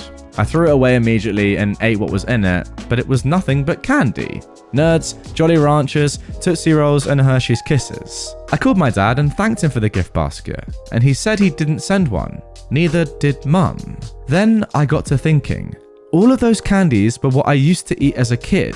Literally all I ate for the earliest years of my life were those candies. I tried to find the card, but I couldn't. Then, I began to think about how my brother would wheel me in the wagon to the gas station close to our house so that I could get candy after dinner, even though it was a punishable by death no from mum. Months later, during Christmas, I got an unmarked Christmas card. The only thing written on it was a smiley face. Since then, I've heard nothing. No one I know sent that card, and I've never responded. I wonder every day if he's out there. I've never told anyone this. When the police asked me what happened that day, I told them that he went to the neighbors because that's all I remembered. Honestly, It destroyed my parents. My mum became addicted to painkillers, and my dad has had 3 extramarital affairs, which I know this tragedy is no way an excuse to cheat, but it sure didn't help. It has ruined our family, and maybe my brother knows what he did. Maybe he regrets it and knows he can't come back home. But if I could see him today, I would just want to tell him that he is always welcome in my home. I love you so much, brother. We have so much catching up to do. Please come home. Please. Now, that first post was originally posted in February of 2016, but just 2 months later in April, we got our first update. So then, moving on to the next post, and how about this for a title? My parents kept my brother a secret from me. It's 4 p.m. and I'm drunk. These past few weeks have been insane. As you just saw, my brother went missing a long time ago. I thought he ran away from home. Long story short, I got in contact with some detectives that our family has known since my brother went missing. When I started asking questions, they told me that my brother was no longer on any missing persons registry. When I asked what that meant, they told me that he was removed per my parents' request. I asked my parents, my dad actually, and he ignored me. My mum told me my brother is alive and okay as far as she knows. They found my brother years ago, a very, very long time ago, and found out that he was living with another man. He's gay, and it disgusted my parents. He tried reaching out to them. They told him they don't want anything to do with him and that I didn't remember him and wouldn't want to see him. I went ballistic. My parents weren't fazed by it. They sincerely hate my brother for who he is, for being gay. They kept him a secret from me all my frickin' life. My brother missed the birth of his nephew, he missed my wedding, graduations, everything. Just because of my parents. They lied to me. I've been able to get a phone number and contact information from police officers. My brother left it all open in case anyone from our family wanted to contact him. I still can't work up the nerve to call him. The address I have for him is across the frickin' country, but he's alive. My brother is alive. I'm drunk as frick right now because I can't deal with any of this. I haven't talked to my parents in weeks and I never plan on speaking to them again. Not for what they've done to me or my brother. This is real and it happened. It happened. It's happening right now. I don't know how to process this at all. My parents let me believe my brother was dead or kidnapped forever, when in reality he just ran away, and when he wanted to come back, they disowned him. I'm crying right now. How could you do that? Screw you, God. Screw you, Christians and Jesus. I don't even know. I'm so freaking... Oh, I'm sorry. Alright, forgive OP if you will for his blasphemous outburst there, but to be fair, I can understand it. Put yourself in his shoes. That is insane. He's just been told that his own brother, who he believed was dead for years, is still alive, and not only that, isn't a part of his life because of his parents. That is just mental. But as you can tell by the length of this episode, the story does not end there. Let's get into the second update. I met my brother that was missing. Here is an update for all of you. The day after I made my last post, I woke up and called into work. I told my wife, who is essentially my confidant, and I tell her everything, the entire story. She wasn't really surprised. She's not a fan of my parents much. But like many of you, she told me to call the number I was given for my brother immediately. She insisted on it. She took herself and my son out for a day together so that I could be alone to talk with him. I dialed the number about 7 times before I actually pressed the call button. It started ringing and I hung up. Then I got frustrated at myself and called the number back. It rang and I got a voicemail, but it was the automated voice, not anyone else's. I didn't leave a voicemail. I thought the whole thing was ridiculous. I called my wife and told her to come home, and she refused until I talked to someone on the other end of that phone. About an hour of pacing and drinking 2 glasses of scotch at 1 o'clock in the afternoon, I called the number again. It rang 3 times. I panicked. I hung up. But this time, the number was calling me back. I swear to whatever God above, I thought my heart was going to stop. I almost threw up right there. I answered the call. The first thing I heard on the other end of the line was a guy laughing in the background. There was wind on the phone. The person on the other end was outside and it was windy. Who is this? It was his voice. I knew that voice. It was my freaking brother. My brother who had been gone for my entire life. I covered my mouth with my shaking hands and just sat there. He kept asking me who it was. The guy in the background was trying to talk over him. He hung up on me. I called him back right away and he answered again. Me being a creepy ass, the first thing I said after decades of not seeing him and thinking he was dead, I blurted, "I got your number." He asked me who I was and what I wanted. I said, "It's me." There was a really long pause. I thought the call had dropped. Then I heard him tell someone to turn the radio down and roll the window up. The sound of wind stopped, and then he asked me my name. I told him, and he said that I was lying. I told him I got his number from the Missing Children's Network and detectives. I heard him gasp. He asked me what color shoelaces he wore to a picnic when we were kids, and I remember my mum getting mad at his orange laces with blue shoes. It was the last time we were together as a family. I could tell he was crying. The first thing he asked me was, "Where are you?" And I told him I lived a few hours away from home. Without hesitating, he told me, "I'm coming." He went straight to the airport without any luggage, bought a plane ticket, and flew straight to me. We stayed on the phone with each other the whole time. When he was walking through the gates, I knew who he was right away. He's middle-aged, salt and pepper hair, muscular. He looks just like our dad, only better. I know if I told him that, that would make him mad. I literally pushed an old lady out of the way and I just hugged him. He's about 2 inches taller than me. He was able to pick me up.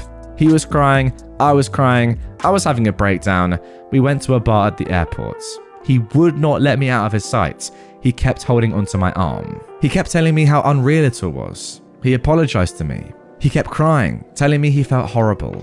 I told him to forget everything and tell me about his life. He's married. His husband is a doctor, a pediatric oncologist. They live in the Pacific Northwest. They have 2 children, girls, 12 and 8 years old. He works as a legal consultant and has his own firm. He has an amazing life. He told me that he thought I hated him and wanted nothing to do with him. We sat at the bar for hours, literal hours. I think we sat for about 6 hours before I begged him to come home and meet my wife. We got home and my wife was a mess. She hugged him and insisted he stay with us. At this point, his husband was going insane and kept calling him. He had no idea what was going on. He thought he'd eloped or something. It was crazy for a couple of days until everything was explained and out in the open. My son and my brother were like 2 peas in a pod. Honestly, I never wanted children. My son was an amazing accident, but I'm not good with kids. I'm always afraid I'm going to break them.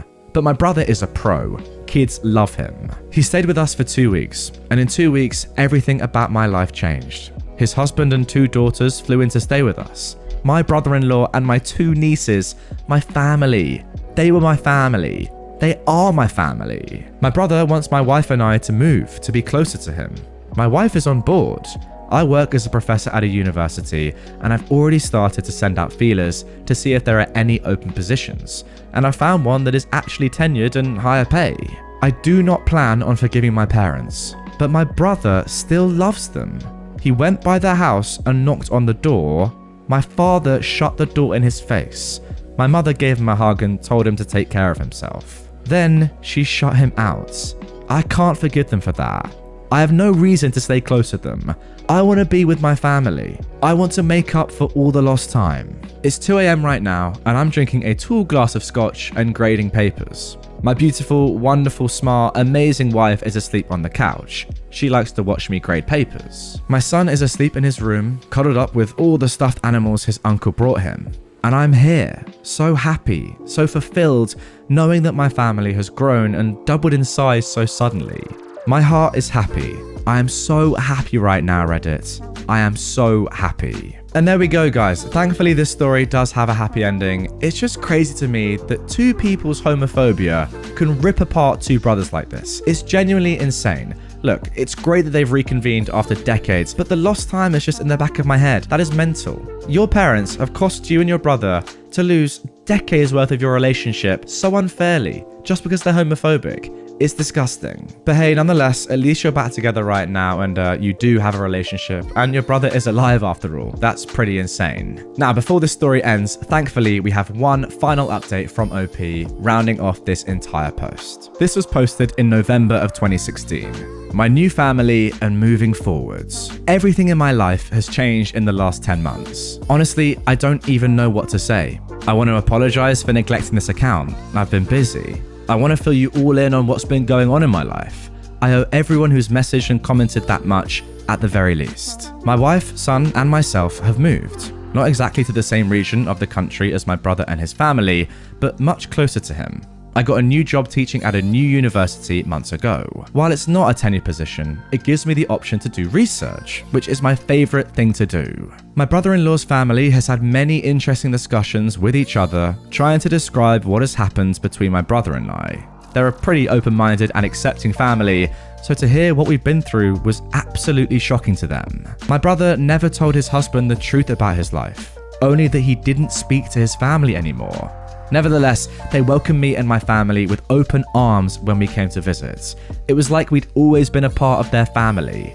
I feel content knowing that they are my family. So, when my brother ran away with his first boyfriend, he was verging on 18. He's elaborated and told me that the relationship with the man was abusive, and when he tried to leave and return home, our parents wouldn't let him. So he was forced to stay with an abusive man because he had nowhere else to go until he moved away to college. This deepened my anger for my parents, but my brother, still to this day, has this ridiculous sense of hope and optimism. I love that about him because I do not have that. My brother and I are two very different people, but in a way that works well. We reflected on my teenage years, and I filled him in on what happened with my life. My brother is very quiet and observant. He always watches before he intervenes. He's soft-spoken and gently objects when someone says something he disagrees with. He's patient, kind, and optimistic, as I've said. He has a very loving heart, so I think that's why he has an unrelenting faith in our parents. Me, on the other hand, I'm abrasive, impatient, and quick to jump to conclusions. My wife wanted to add, about me, he also doesn't separate laundry, refuses to mop the floors, and can't properly change the oil. Wow, thanks wife. Despite being very different, we have this uncanny ability to be thinking the same thing. Even though we've been separated for several years, we can still give each other a look and know exactly what the other is plotting. My brother has been able to create a spectacular life for himself, all on his own. One thing I struggle with is knowing that he went through more than half of his life by himself, putting himself through college and law school all alone. The more he filled me in about the years away from our parents, the more angry I became. I severed communications with my parents months ago, after the last time I posted on here, and it's done wonders for my own mental health. But then the election happened a few weeks ago. Remember guys, this is all posted in 2016. To sum up in the next couple of paragraphs, OP explains his absolute detest at the election result, which was of course Donald Trump becoming the president, and how it affected his brother's family as well. Of course, his brother and his partner are gay, and OP's wife is in fact a black woman, and they were all devastated. Back to the story now. The day after the election, however, I got a call from my mother. I didn't answer it because I was in class, but she left a voicemail and said she would like to talk at my earliest convenience. I thought on it, still enraged, but I decided to call her back, more out of curiosity than a desire to speak with her. When we began our conversation, she asked how I was doing. My answers were short, one-worded. She jumped right in, and I could tell she was uncomfortable. She apologized, but she apologized only to me. I wasn't fazed by this. I told my mother that she should talk to my brother, and unless she did that, then she need not call me anymore. I told my brother that our mother had called and apologized, and the look on his face was pure happiness. I can't even begin to describe it to you all. It was as if all of his dreams had come true. My brother called our mother, and she, to my surprise, picked up. They had a short conversation, and my brother's happy glow had dimmed somewhat when he got off the phone. He told me that she said that given the election results, she had only wanted to speak to me. I guess alluding to the fact that I'm a white, straight male, the normal son, in an effort to repair the family, and that we all, me, my mum and dad, not my brother, need each other now. She also went on to say that she does not approve of what my brother does, but she had read up on his lifestyle and recommended conversion therapy. My brother ended the call with a very gentle, "I'm sorry mum, but I can't do that. I love you, good night." Oh my goodness.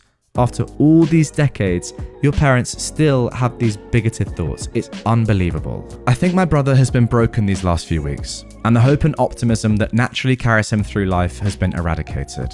He's buried himself in work and ignores any discussion around our family.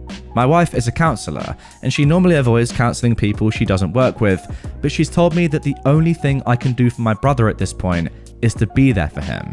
and to never let him be alone again. Like I said before though, I have a tendency to lash out and be aggressive. Yesterday, while stewing on my own rage about my parents, I called my mother, and when she answered, I just began screaming into the phone. I unleashed a lot of things, and I remember crying while I did so, because I was so enraged. I told her how much she hurt my brother, her son, and how she put his life in danger, all for her ideology. I told her how unfair and upsetting it is that her and my dad would do this to their children, to my brother, how it's criminal and how they should be punished. When I finished screaming, I was going to hang up, because she miraculously hadn't during my 10-minute tirade. But she cut in with a quiet, "He sounds grown." My mother acknowledged my brother's existence with that short sentence. Then she went on with, "I'm so sorry. Let me speak to him, okay?" But I didn't. I hung up. Then I blocked her number. I don't know what she wanted to say, but I'm afraid it's something that could damage my brother further. We are currently staying with him for the Thanksgiving holiday. My view right now is this. My wife and my brother-in-law are sitting on the living room floor trying to assemble an IKEA shelf. My son is beside me watching cartoons and keeps telling his mother and uncle to shh, and my brother is in the kitchen washing dishes. This is a life that people want to see destroyed, taken away, and converted.